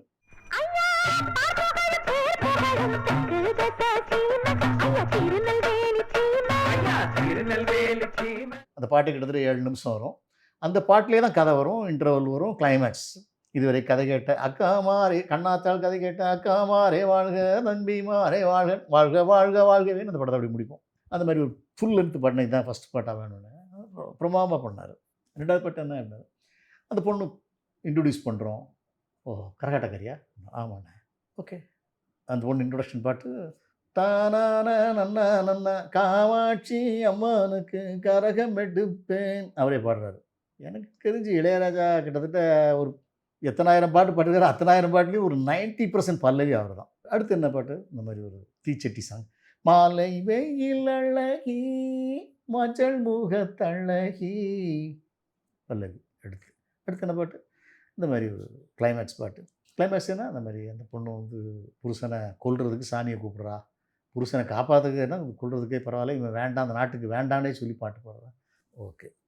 காலமகள் தூங்கும் நேரமடியோ கந்திறந்து பார் கண்ணாத்தா டன் டன் டட டன் டன் டட டன் டக்கு டக்கு டக்கு டக்குன்னு 7 பாட்டு மொத்தம் முடிஞ்சிச்சு. 7 to 9 ஃபினிஷ். பா கம்போசிங் எங்கே ஒரு டிஃபன் சாப்பிட்றோம், அதுக்கப்புறம் 9 மணி தான் டிஃபனே சாப்பிட்றோம். அதுக்குள்ளே பாட்டு கம்போசிங் முடிஞ்சு. ஓகே தானே, உங்களுக்கு நல்லா இருக்குண்ணே, எல்லாமே நல்ல பாட்டாக இருக்குண்ணே. ஒரு பாட்டு நான் என் ஸ்டைலில் வச்சுக்கிட்டுமா பண்ணிக்கோங்கண்ணே, அது நீங்கள் எங்கே எப்படியாவது பயன்படுத்திக்கங்க, எங்களால் போட்டுக்கோங்க அப்படின்னு அவர் ஒரு பாட்டு. அம்மன் புகழை பாட எனக்கு ஜென்மம் 7 7 வேண்டும், வரம் கிடைக்குமா நாடி நரம்பும் ஓடும் உதிரம், அனுதினம் படிப்பது அவள் பெயர்தான். அவருக்குன்னு ஒரு பாட்டு போட்டார், எக்ஸ்ட்ராடனரி சாங். இப்போ நீங்கள் கண்ணாத்தாள் அம்மன் புகழை பாடான்னு போட்டிங்கன்னா அவ்வளோ கிளாசிக்கலாக இருக்கும் அந்த சாங். போட்டு முடிச்சா ரொம்ப சூப்பராக இருக்குண்ணே. ஓகே. அவரே எழுதி அவரே பண்ணார். இந்த பாட்டு போட்டதும் எனக்கு அவர் வேணா நீங்கள் ஒரு வாய்ஸ் பாடிருங்களேன், நல்லா இருக்குது, நீங்கள் அதை பவதாரிணி பாடிச்சு, நீங்களும் பாடுங்களேன் எங்கேயாவது ஒரு டைட்டில். அப்படியா, சரி பாடிடுவோம். அவர் பண்ணார். பாடி முடிச்சது நான் மறுபடியும் ஒரு அப்ளிகேஷன் போனேன். என்ன அப்படின்னார், இல்லைண்ணே இது நான் முதல்ல ஒரு ரீஎன்ட்ரி ஆகி பண்ணுறேன். ஃபஸ்ட்டு சௌத்ரி சாருக்கு ஒரு பெரிய மாலை போட்டு முதல் முறையெல்லாம் பண்ணீங்க இல்லையா, ஆர்பி சௌத்ரி அவர்கள் ப்ரெசன்ஸ் போட்டு உங்களுக்கு ஒரு பெரிய மாலை போட்டு இந்த படத்தை துவங்க போகிறேன், இது இளையராஜா இசை சாம்ராஜ்யத்தில். அப்புறம் நீங்களே லைவாக அந்த பாட்டை பாடுறது மாதிரி நான் ஒரு ஷூட்டிங் எடுத்து ஒரு பல்லவி மட்டும் பாடுங்க அப்படின்னா, நம்மளை போய் நடிக்க வேணாம் ஒன்றும் இல்லைண்ணே, எனக்காக பண்ணுங்கண்ணே. சரி நாளைக்கு வாங்க லைட்டு பிரசாத் ஸ்டுடியோ போய் இளையராஜா மாலை போடுவேன். மாலை போட்டு முடிச்சதும் அவர் மைக் பக்கம் என்றவர், அம்மன் புகழை பாட எனக்கு பல்லவி ஃபுல்லாக பாடுவார். பாடி முடிச்சுட்டு அதுக்கப்புறம் வில்லுப்பாட்டு கதாக்காரர் ஒரு கரகாட்டக்கார மாதிரி ஒரு முதல் மரியாதை ஸ்டைலில் பண்ணணும் அப்படின்னு ஆசைப்பட்டு போனோம். நல்ல ஒரு கூட்டாச்சு. இளையராஜா காமிச்சு, இளையராஜா என்ட்ராய் பாடும்போதே தேட்டரில் விசில் கிளாப்ஸ். சாமி படத்துக்கு அவர் என்ட்ரி கொடுத்து பாடுறதுமே விசில் அடிச்சானுங்க. இது நமக்கு தேவைன்னு நினச்சேன். ஒரு நல்ல படம் பார்க்க போகிறோம், மக்களுக்கு ஒரு இமேஜை கிரியேட் பண்ணிக்கலாம். அம்மன் புகழை பாட எனக்கு ஜென்மம் 7 7 வேண்டும். சரி, ஒரே ஒரு சம்பவம் நான் சொல்லணும். என்ன சம்பவம்னா, எனக்கு சௌத்ரி சார் புது வசந்தத்துக்கு அடுத்து கண்ணாத்தாளுக்கு ஃபைனான்ஸ் பண்ணார் இல்லையா, நான் என்ன ஃபீல் பண்ணுறேன்னா, நம்மளையும் அறியாமல் இந்த உலகத்தில் நம்ம உண்மையாகவும் நேர்மையாகவும் எப்போது நம்ம இருந்தோம்னா அது அன்னைக்கு கை கொடுக்கணும் கூட இன்றைக்கே ஒரு நாள் கை கொடுக்கும். நான் அன்னைக்கு வந்து சௌத்ரி சாருக்கு 5 lakhs கிஃப்டாக திருப்பி கொடுத்தது நான் திரும்ப கஷ்டத்தில் அவர்கிட்ட நிற்பேன் அப்படின்னு ஒரு துளி கூட நான் நினைக்கல. அன்னைக்கு எனக்கு என்ன தோணுச்சோ கூட சொன்ன வார்த்தை அதை காப்பாற்றிட்டோம். அந்த உண்மையாக நடந்துக்கிட்டோம். அந்த உண்மை நம்மளை எப்படி காப்பாற்றுதுன்னா, நான் ஃபுல்லாக 0 ஆகி மறுபடியும் வரும்போது இந்த ஆள் கொஞ்சம் நல்லவன், ஏதோ மாட்டிக்கிட்டான், இவனுக்கு வேணால் ஒரு சின்ன ட்ரை பண்ணலாமேன்னு ஒரு எண்ணம் அவருக்கு கிரியேட் ஆச்சு. 5 கோடி ரூபாய் படம் எடுக்க 1 கோடி ரூபாய் பெற்று தருது இல்லை. அந்த அவருக்கு அந்த ஒரு ஐடியா வந்துச்சு, இவனுக்கு ஏதோ பண்ணலாமே, ட்ரை பண்ணலாமேன்னு நினச்சேன். அப்படி நான் ஆனால் வாழ்க்கையில் அது மாதிரி எல்லா மனிதர்களும் அந்த உண்மை, உலகத்திலே கஷ்டமானது உண்மையாக வாழ்கிறது தான். உண்மையாக வாழ்கிறது அவ்வளோ ஈஸி இல்லை, ரொம்ப கஷ்டமானது. அதை முயற்சித்து வாழ்ந்தால் அந்த தர்மம் நம்மளை எங்கேயோ ஒரு இடத்துல கை கொடுக்கும். ஒருவேளை எனக்கு சௌத்ரி சார் கண்ணாத்தாவில் ஹெல்ப் பண்ணலாம் கூட, யாரோ ஒரு ஆள் பண்ணியிருப்பாங்க, அந்த உண்மையின் பலன் கிடச்சிருக்கும். அது இந்த இன்டர்வியூவில் நான் அது ஒரு முக்கியமான ஒரு பாயிண்ட்டாக. டி ராஜேந்திரோடும் தேவாவோடும் பணியாற்று. தேவானனை பொறுத்தவரை அவருக்கு நம்ம இன்ஸ்பிரேஷன் கொடுக்கணும். நானே எனக்கு அந்த ராசாவே என்ன தெரியலையான்னு ஒரு பாட்டு பாலச்சந்திரன் பாடி காமிச்சு கதை சொன்னேன் இல்லையா, ம். அந்த பாட்டை நான் தேவாட்ட பாடலை. ம். இவர் என்ன போடுறாருன்னு பண்ணிக்கலாம். ம். கம்போஸ்டிங்கில் உட்காந்துருக்கோம், காலையில் 7 மணிலேருந்து தபலா கப்பலா எல்லாம் வச்சுட்டு உட்காந்துட்டு இருக்காரு. அதான் அண்ணே என்ன பாட்டுண்ணே? அண்ணே ஒரு ஃபஸ்ட் நைட்டு, ஒரு பௌர்ணமி, ஒரு மலைஜாதி பொண்ணுக்கும் ஒருத்தருக்கும் கல்யாணம் நடக்குது. அந்த கல்யாணத்தில் அந்த நிலா வெளிச்சத்தில் அவங்க ஒரு சுகமான ஒரு மெலடி பாட்டு பாடுறாங்க. பௌர்ணமி நிலா ஒன்று ஆரம்பிக்கிறாரு. பௌர்ணமி நிலா பாலும் நிலா. ஒன்றுமே அவருக்கே தெரியுது, கொஞ்சம் சரியாக வரமாட்டேது. பௌர்ணமி நிலா மெலடி வேற என்ன? ஆனந்தம் இது ஆனந்தம். அண்ணே ஓகேவாண்ணே? இல்லைண்ணே சரியா வரலண்ணே. ஏன்ட்ட ஒரு சின்ன இன்ஸ்பிரேஷன் இருக்குது பார்க்குறேன். சொல்லுங்கண்ணே சொல்லுங்கண்ணே. சும்மாடா கொடுத்த மாட்டா சும்மா எல்லாரும் அண்ணா சொல்லுங்கண்ணே. ராசாவே என்ன தெரியலையா, சின்ன ரோசா பூ என்ன புரியலையா, அந்த உச்சி மலை தேனருவி தெரியலையா, நெசமாத்தா என்ன மறந்துட்டியா. சூப்பர்ண்ணே சூப்பர். அடா அடா அடா டெக்ல ஒரு இளையராஜா கேட்கட்டாரு. ராசாவே என்ன தெரியலையா, நான் சின்ன ரோசா பூ. அப்போ இளையராஜா அவருக்கு ஒரு சின்ன கான்ட்ரவர்சி போயிடுச்சு. இவர் அந்த நேரத்தில் அந்த பாட்டு போனதும் சின்ன ரோசா பூ என்ன தெரியலையா, அந்த உச்சி மலர் திணறு தெரியலையா, நெசமாத்தா என்ன மறந்துட்டியா. முக்கியமான பங்க்ஷனில் அவர் இவரை கூப்பிடல. அப்போ அந்த ஒரு சின்ன ஒரு கான்ட்ரவர்சி இருக்குது லைட்டாக அந்த காலகட்டத்தில். அந்த பாட்டை தேவா கிட்ட ஒரு பெரிய ப்ளஸ் பாயிண்ட் என்னென்னு கேட்டிங்கன்னா, ஒரு சின்ன இன்ஸ்பிரேஷன் மட்டும் கொடுத்துட்டிங்கன்னா அதுக்கப்புறம் ஃபஸ்ட்டு பியூஜியம் சரணம் கிரணெல்லாம் பிரிச்சிருவார். ஆமாம், எங்கே அந்த எடுத்து கொடுத்தா ரொம்ப பெரிய பாட்டாக வரும். அப்புறம் மற்ற பாட்டுகள்லாம் அவரே நான் சும்மா வரி மட்டும் ஒரு இந்த மாதிரி வந்தால் நல்லா இருக்குன்னு ஒரு வார்த்தையில் வசனமாக சொன்னதெல்லாம் பாட்டாக்கியிருக்கார். சிந்தல கரையில் குடியிருக்கும் தாயே வெட்காளி லைட்டாக சொன்ன. ஆனால் பிரமாதம்னே தந்தன தானன தானனே தானே தந்தானே கட கட கட கடன்னு போயிடுவார். ஸ்டார்ட் பண்ணி விட்டா. டி ராஜேந்தர் அண்ணங்கிட்ட என்ன பெரிய ப்ளஸ் பாயிண்ட்னா ஸ்பீடு. தத்தங்கு தத்தங்கு தத்தங்கு தத்தங்கு தத்தங்கு தத்தங்கு அடி வா மாதிரி ஏதாவது ஒன்று பண்ணணும்னு ஒரு டி ராஜேந்தர் பண்ணணும்னு தோணுச்சு உங்களுக்கு? அந்த ப்ரொடியூசர் மிஸ்டர் ராஜாராம் சார் வந்து டி ராஜேந்தரோட பெரிய ரசிகர். இவர் சாமி படங்க, அவர் பெரிய பக்திமானுங்க, நீங்கள் சாமி படத்துக்கு இடையே டி ராஜேந்தர் படம் புதுசாக இருக்குங்க அப்படின்னாரு. நான் தேவா கூட சொன்னேன் முதல்ல, டிஆர் புதுசாக இருக்குன்னா எனக்கு அது பட்டுச்சு. நல்லது தானே, நியாயம் தானே, நம்மகிட்ட ஒரு புது காம்பினேஷன் வேறு இருக்குமே. அவர் எல்லாத்துக்கும் பாட்டு, நீங்கள் என்ன சொன்னாலும் பாட்டு. ஆனால் அம்பாள்ண்ணே, அம்பாள்லாம் நம்ம இல்லைண்ணே, பக்திண்ணே, தேகம்ண்ணே, அதுவும் ரொம்ப இன்வால்மெண்ட்டாக இருப்பார். சொல்லுங்கண்ணே என்ன மாதிரி சுச்சுவேஷன்? இந்த மாதிரி 2 ஹீரோயின் சாங்கு. அந்த ஹீரோயினுக்கும் பூஜைக்கு அம்மனே வந்திருக்காங்க. இந்த இடத்துல ஒரு பாட்டு. அந்த இடத்துல ஒருத்தன் காப்பி கொண்டு வரோம். ஏ காப்பி கொண்டு வந்தான் காப்பி, அட கண்டு போட்டான் பாப்பி, கண்டு வந்தான் காப்பி, தந்தா அன்னத்தனை காப்பி. என்ன பண்ணாலும் பாட்டு.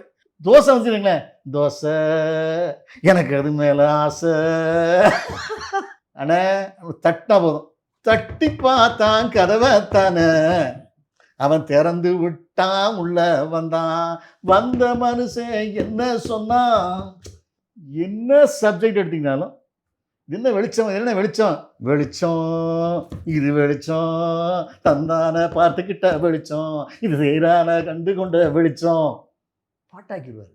எந்த வார்த்தையை நீங்கள் சொன்னீங்க பாட்டாக்கிடுவார். அண்ணே மாரியம்மனை கிளைமேக்ஸில் அந்த அம்மா வந்து கூப்பிட்றானே, கூப்பிட்டு நீ வந்து நியாயத்தை சொல்லுன்னு சொல்கிறா. வந்துடு மாரியம்மா, வந்ததன் தந்தன மாரியம்மா, தந்தன தந்தன தந்தன தந்தன தலையை உழுப்பிட்டு அப்படி. அது ஒரு புது அனுபவம். அது ஒரு வகையான பெரிய கலைஞன் தான். அது ஒரு வகையான கலைஞன், பெரிய கலைஞன். என்ன சொன்னாலும் சோபானா சோபா பற்றி பாட்டு, வெள்ளை சட்டை போட்டுக்கிங்கன்னா வெள்ளை சட்டை பற்றி பாட்டு, சட்டைன்னா சட்டை இது வெள்ளை சட்டை, இது மனசில் உள்ள கலரு தந்த பலரு பாட்டு.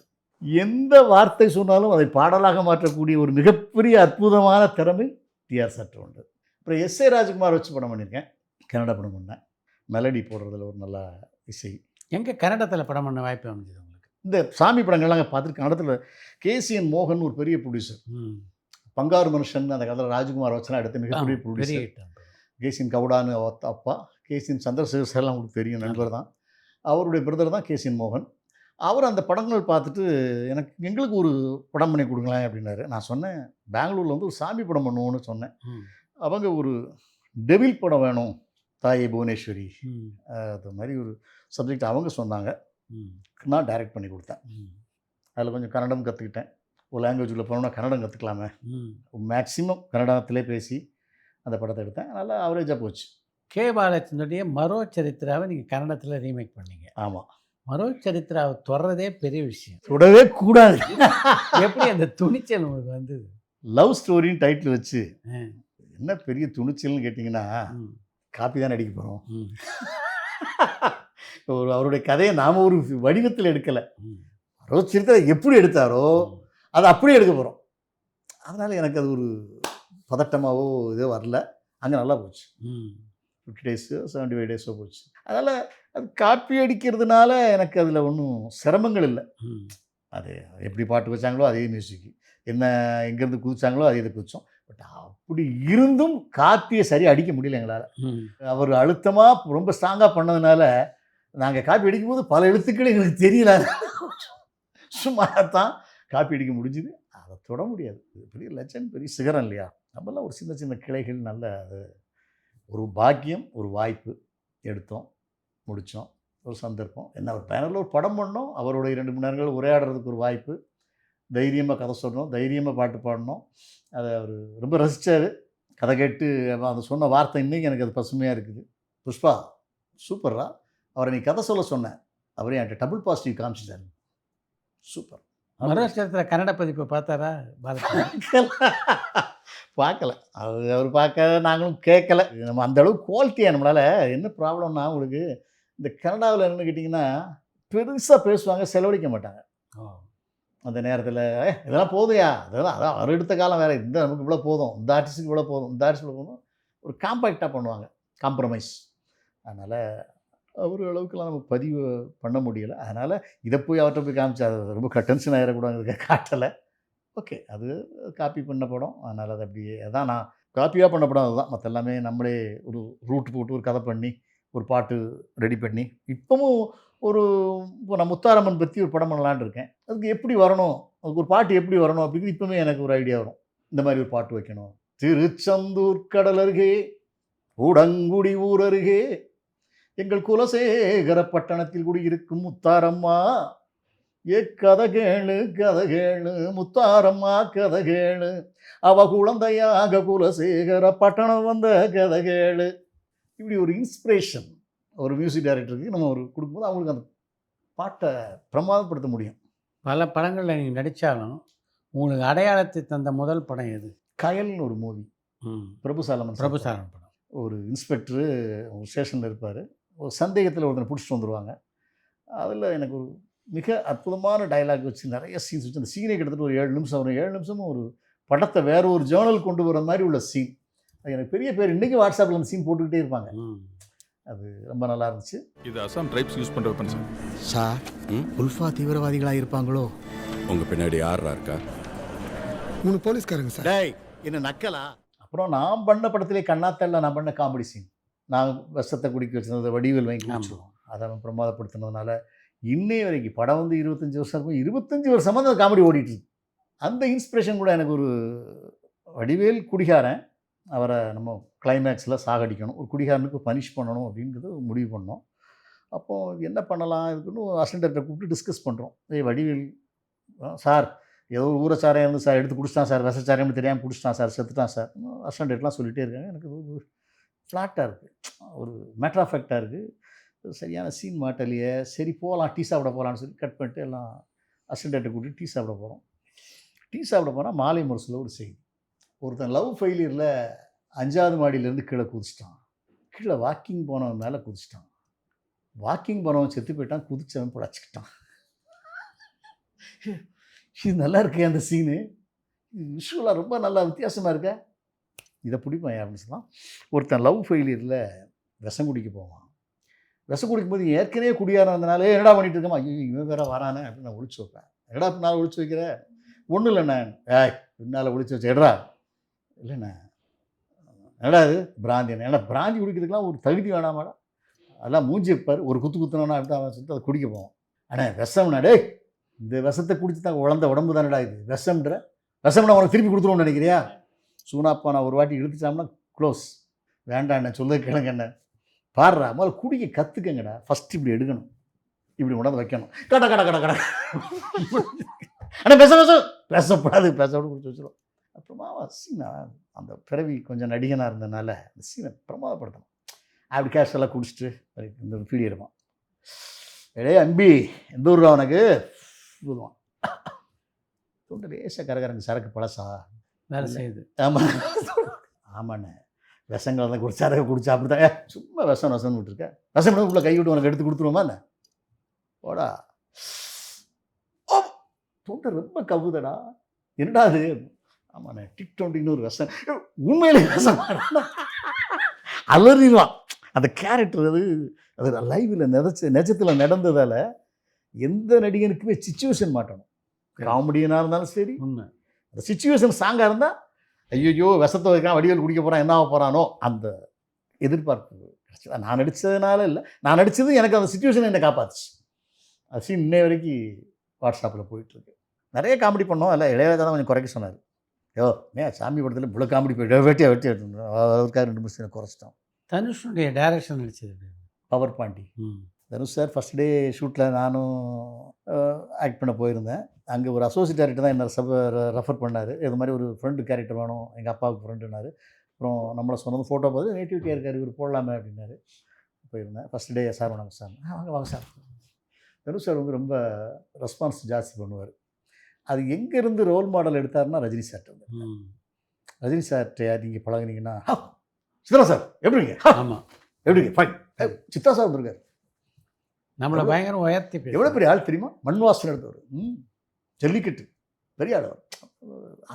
அந்த கற்றுக்கிட்டார்ல தனுஷ் சாரை பொறுத்தவரை மரியாதையை கற்றுக்கிட்டது ரஜினி சார்ட்ட. சார் உங்களுக்குலாம் நான் சொல்லிக் கொடுக்க வேணாம் சார், நீங்களே பண்ணிருங்க சார் பாரதி சார். அவ்வளோ மரியாதை கொடுப்பார். ஒரு வெற்றிக்கு பின்னாலேயும் ஒன்று இருக்கும். அப்போ நான் என்னடா இவர் எப்படி இவ்வளவு பண்பு அடக்கம் இதாக இருக்குன்னு அப்போ நான் எப்படி யோசிப்பாங்க எனக்கு ரஜினி சார் ஆகும். ரஜினி சார்ட்ட நான் பழகியிருக்கிறேன். பணக்காரன் ஒரு படம் வாங்கியிருக்கிறேன், பாண்டியன்னு ஒரு படம் வாங்கியிருக்கிறேன். அப்போ நான் சத்யாமிஷில் படம் வாங்கி டிஸ்ட்ரிபியூட்டர் அந்த காலத்தில் அப்போ கரகாட்டம் புது வருஷத்துக்கு அப்புறம். அப்போ ரஜினி சார் வீட்டுக்கு ஆல்பர்ட் தேட்டர் மாரியப்பனோட போவேன். போகும்போது ரஜினி சாரோட பிஹேவியர் எங்களுக்கு நல்லா போகும். சார் இவர் தான் பணக்காரன், பணக்கார டிஸ்ட்ரிபியூட்டர், அச்சோ அச்சோ என்னப்பா இது இவ்வளோ சின்ன பையனாக இருக்கார் பணக்கார டிஸ்ட்ரிபியூட்டர்ன்றாரு. சூப்பர், நல்ல போஸ்ட் பண்ணிங்க, நல்ல விளம்பரம் பண்ணிங்க. அப்புறம் பாட்ஷா டைமில் நாங்கள் 2 பேரும் அதுலேருந்து அண்ணன் ரஜினி சாரோட நல்ல ஒரு சின்ன ஸ்நேகம் கிடச்சிது. இவர் கூட நான் அப்பப்போ போவேன். அப்போ வாங்க பாட்ஷா போஸ்ட் டிசைனை கொண்டு அவர்கிட்ட காட்டுவோம், கட் அவுட்லாம் நாங்கள் கொண்டு காட்டுவோம். ரஜினி சார் ஒரு மரியாதை நிமித்தமாக ஆனால் எங்கள் தேட்டரில் இந்த மாதிரி கட் அவுட் வைக்கிறோன்னே. அப்புறம் இந்த ஸ்டைலு தான் ஒரு பாட்டு அதில் வரும். அந்த ஒரு ஸ்டைலாக இருக்கிற மாதிரி ஒரு கட் அவுட்டை கோட்டுக்கிட்டலாம் போட்டு கொண்டு போய் காமிச்சோம். ரஜினி சார் பார்த்தாரு, ரொம்ப நல்லாயிருக்கும் ரொம்ப நல்லாயிருக்கும், ஆனால் இது வேண்டாம்னு நினைக்கிறேன், இந்த கட் அவுட் வேண்டாம். ஏண்ணே இல்லை நம்ம மக்களோட மக்களாக மாஸா ஆட்டோக்காரன் காக்கி சட்டை காக்கி பேண்ட்டு அது போடுங்க, அப்போ தான் மக்களுக்கு நம்ம பக்கத்தில் இருப்போம். இது இப்போ ராஜா ட்ரெஸ்லாம் போட்டோம்னா மக்கள் இந்த ட்ரெஸ்லாம் நம்ம எங்கடா போட போகிறோம்னு நினைப்பாங்கல்ல. எளிமையாக இந்த மாதிரி ஒரு நாலேஜ் உள்ள மாஸ் சைக்காலஜி. அவர் ஆக்சுவலாக பாட்ஷா படம் பெருசாக போகணும்னு அவர் எதிர்பார்க்கல. எங்கிட்ட நான் பேசினார் அவர். எனக்கு படம் செட் ஆகலை, அந்த பாட்டு நல்லாயிருக்கு, படம் ஒரே வயலண்டாக இருக்குது, மக்கள் எப்படி ரசிப்பாங்கன்னு தெரியல, பார்த்து சொல்லுங்க. ஓகே ஓகே அவ்வளோ 100% ஹோப் இல்லாமல் இருந்தார். அப்புறம் அது பெரிய ரஜினி ஹிஸ்ட்ரியிலே பெரிய இல்லை மாஸா பீஸ் மாதிரி ஆயிடுச்சு. இன்னை வரைக்கும் ஒரு தாதா படம் பண்ணால் பாட்ஷாவை தொட்டு தான் படம் பண்ணணுங்கிற மாதிரி ஆகிட்டு. அந்த மாதிரி அவர் அப்புறம் ஒரு 25 வருஷம் கழித்து ரஜினி சார் நான் சந்திக்க ஒரு வாய்ப்பு கிடச்சிது. அந்த காலகட்டங்களில் அப்புறம் நான் வேறு பக்கம் ட்ராக் பண்ணனால ரஜினி சார் அதிகமாக மீட் பண்ணல. லால் சலாமில் ஒரு இன்ஸ்பெக்டர் கேரக்டர் பண்ணேன். ஆமாம், அப்போ ஃபஸ்ட்டு சீனே நம்ம சீன் தான் வரும். அங்கே பண்ணதும் ரஜினி சார் வர்றாரு. அப்போ பயங்கர பாடி கட்டோடு வந்துட்டு இருக்காரு. தூரத்தில் நின்று இப்படி வர்றாரு, இப்படி கிராஸ் பண்ண போகிறாரு. சார் சார் எப்படி இருக்கீங்க, நல்லா இருக்கீங்களா, ஓ சூப்பர் சூப்பர் சூப்பர் கை கொடுத்தாரு. என்ன பண்ணிட்டு இருக்கீங்க சார்?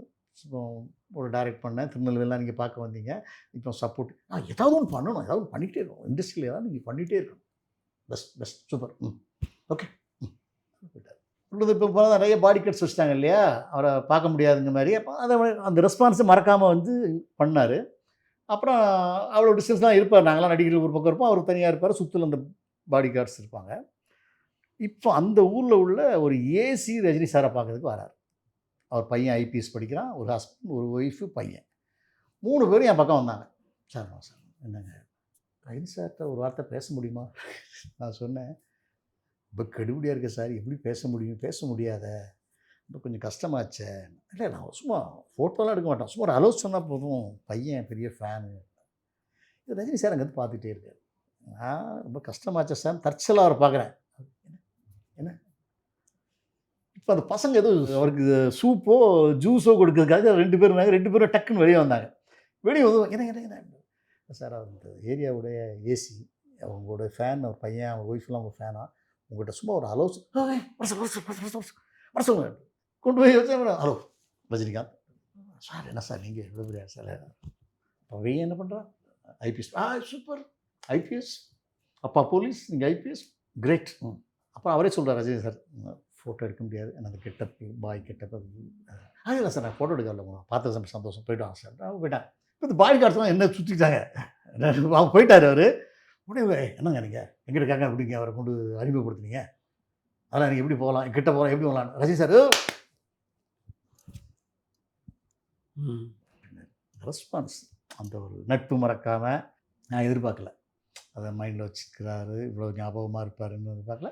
அவங்கெல்லாம் ரஜினிகாந்தோடைய இவங்களுடைய பெர்மிஷன் இல்லாமல் அவர் பார்க்கக்கூடாதுன்னு அங்கே ஒரு இன்ஸ்ட்ரக்ஷன் வச்சுருப்பாங்க எல்லா ஹீரோக்களும். அந்த மாதிரி அந்த அவங்க அப்படி வேறு யாராவது பார்த்துட்டாங்கன்னா அவங்களுக்கு வேலை போயிடும், அந்த ப்ரொடியூசர் அப்படி பண்ணிடுவாங்க. அதனால் அவங்க பயந்தாங்க.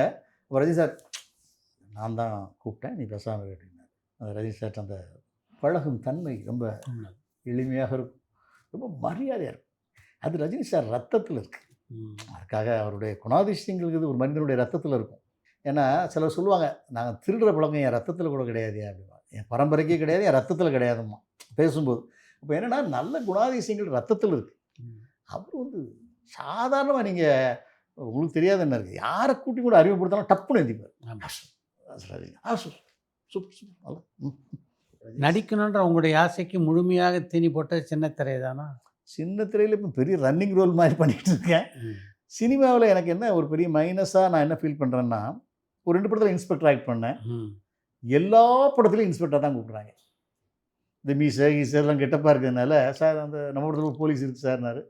அது சரி பரவாயில்ல, பண்ணிகிட்டு இருக்கேன்.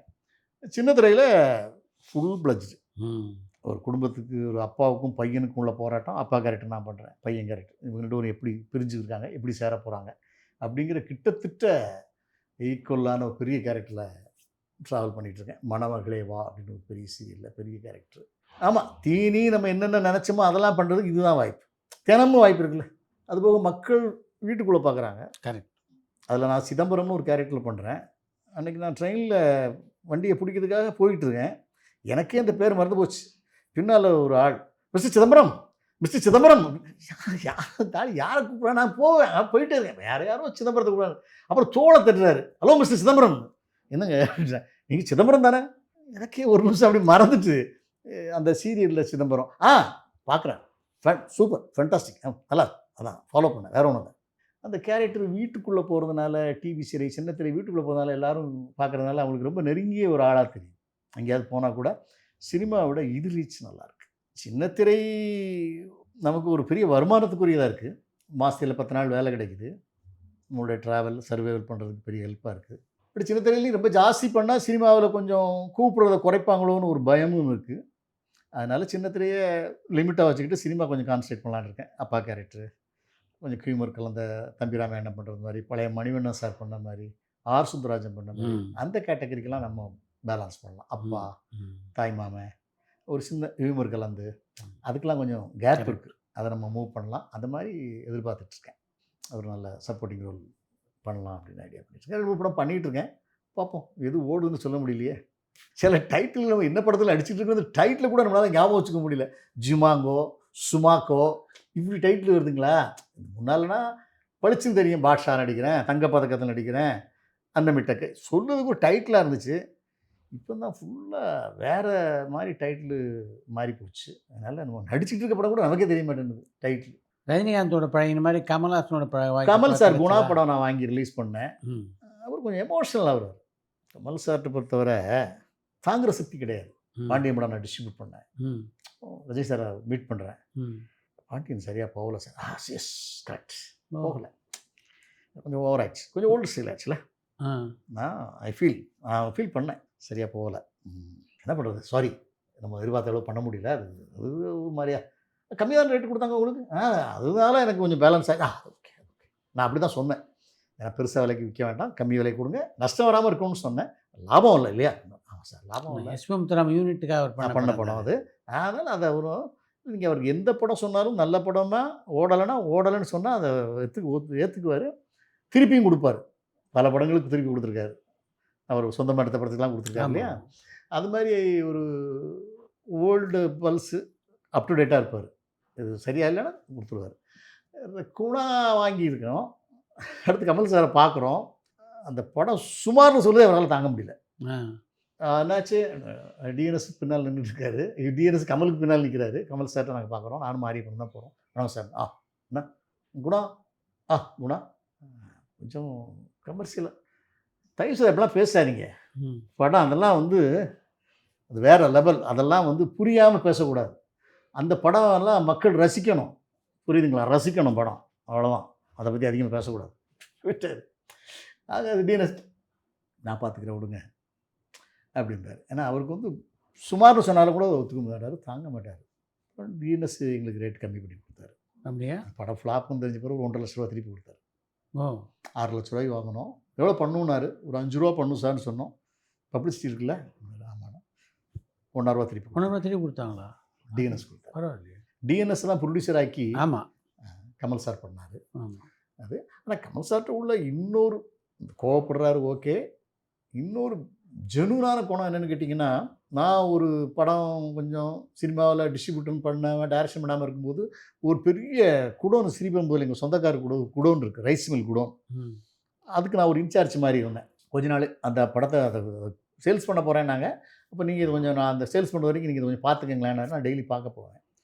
இப்போ கமல் சாருக்கு விஸ்வரூபம் படத்தில் ஓப்பனிங் ஃபைட் ஒரு ஃபைட் இருக்கும். அந்த ஃபைட் பண்ணதுக்கு லொக்கேஷன் தேடிட்டு இருந்தாங்க. அந்த மில்லை பார்த்தாங்க. கமல் சார் வந்தார். அந்த இடம் அவருக்கு பிடிச்சி போச்சு. பிரம்மாண்டமான ஹைட்டு, பிரம்மாண்டமான மிஷினரியோடு இருக்கும். அது உடனே ஓகே, இங்கே ஓகே பண்ணிக்கங்க அப்படின்னாரு. சரிங்க அப்படின்னு ஓகே பண்ணிட்டாங்க. ஓகே பண்ணி ஷூட்டிங் ஒரு ஃபைட்டு எடுத்தாங்க. கிட்டத்தட்ட 5 நாள் சொன்னாங்க, 10 நாள் எடுத்தாங்க. அது ஒரு கொஞ்சம் ஹெவியான ஃபைட்டாக இருந்தனால எமோஷனலாக எடுத்தாங்க. எடுத்து முடிச்சதும் கிட்டத்தட்ட ஒரு அமௌண்ட்டு பேசணும்னு வச்சுங்களேன். 10 நாளைக்கு ஒரு நாளைக்கு 1 லட்ச ரூபா, 10 லட்ச ரூபா பேசியாச்சு. ஓகே, ஒரு 5 ரூபா கொடுத்தாங்க. 5 ரூபா ஆஃபீஸில் செக் போட்டு வர சொல்லுங்கள், ஒரு 1 வீக் ஷெடியூல் முடிச்சதும் வர சொல்லுங்கள், கொடுத்துடலாம்டான்னு கமல் சார் சொன்னால் ஓகே தானே, ஓகே அப்படின்ட்டோம். அதே மாதிரி ஒரு வாரம் கழித்து அங்கே போனோம். சார் அந்த ரைஸ் மில்காரங்க வந்திருக்காங்க. வெயிட் பண்ண வைக்கக்கூடாது, கூட 5 லட்ச ரூபாய்க்கு செக் எழுதி அப்படியே கொடுத்தாரு. இவ்வளோ கரெக்டாக இருக்காரு அப்படின்னு சொல்லிட்டு, சரி 10 லட்ச ரூபாங்கிறது நமக்கு நல்ல பெரிய அமௌண்ட்டு தானே அப்படின்னா, ஒரு காந்தியா ஏதோ சம்திங் ஒரு மேனேஜர் இருந்தார். அப்போ நான் அவரை தனியாக கூப்பிட்டேன், கொஞ்சம் வாங்க அப்படின்னு. 10 லட்ச ரூபாங்கிறது நல்ல பேமெண்ட்டு, கமல் சார் கரெக்டாக பண்ணிட்டாரு, நீங்கள் வேணால் ஒரு 1 லட்ச ரூபான்னா உங்களுக்கு தானே வச்சுக்கோங்க, எனக்கு 5 லட்ச ரூபாய்க்கு நான் பேசியிருக்கேன் அதை கம்பெனிலேருந்து, எனக்கு ஒரு 4 லட்ச ரூபா போதும், நீங்கள் ஒரு 1 லேக் வச்சுக்கோங்க அப்படின்னு. இல்லை சார், வேணாம் சார். ஏன்? கமல் சாருக்கு தெரியாதுங்க, நீங்கள் இதை வச்சுக்கோங்க. கமல் சார் எங்களுக்கு உயரமான இடத்துல எங்களை வச்சுருக்காரு சார். நான் சாதாரண ஒரு ஆஃபீஸில் வேலை பார்த்தா எனக்கு 50,000 ரூபா சம்பளம் கொடுப்பாங்க, அவர் 80,000 ரூபா கொடுக்குறாரு. 80,000த்தையும் 1ஆம் தேதினா 1ஆம் தேதி டானே எங்கள் அக்கௌண்ட்டுக்கு கிரெடிட் பண்ணுவார். அவ்வளோ ஜெனூன் அவர் இருக்கும்போது ஏன் சார் எங்களுக்கு இந்த பணம்லாம் எதுக்கு? வேணாம் சார், தப்புன்னு நம்ம பண்ண ஆரம்பிச்சோம்னா எப்படியும் அவருக்கு தெரிஞ்சிடும், வாங்க மாட்டோம் சார்.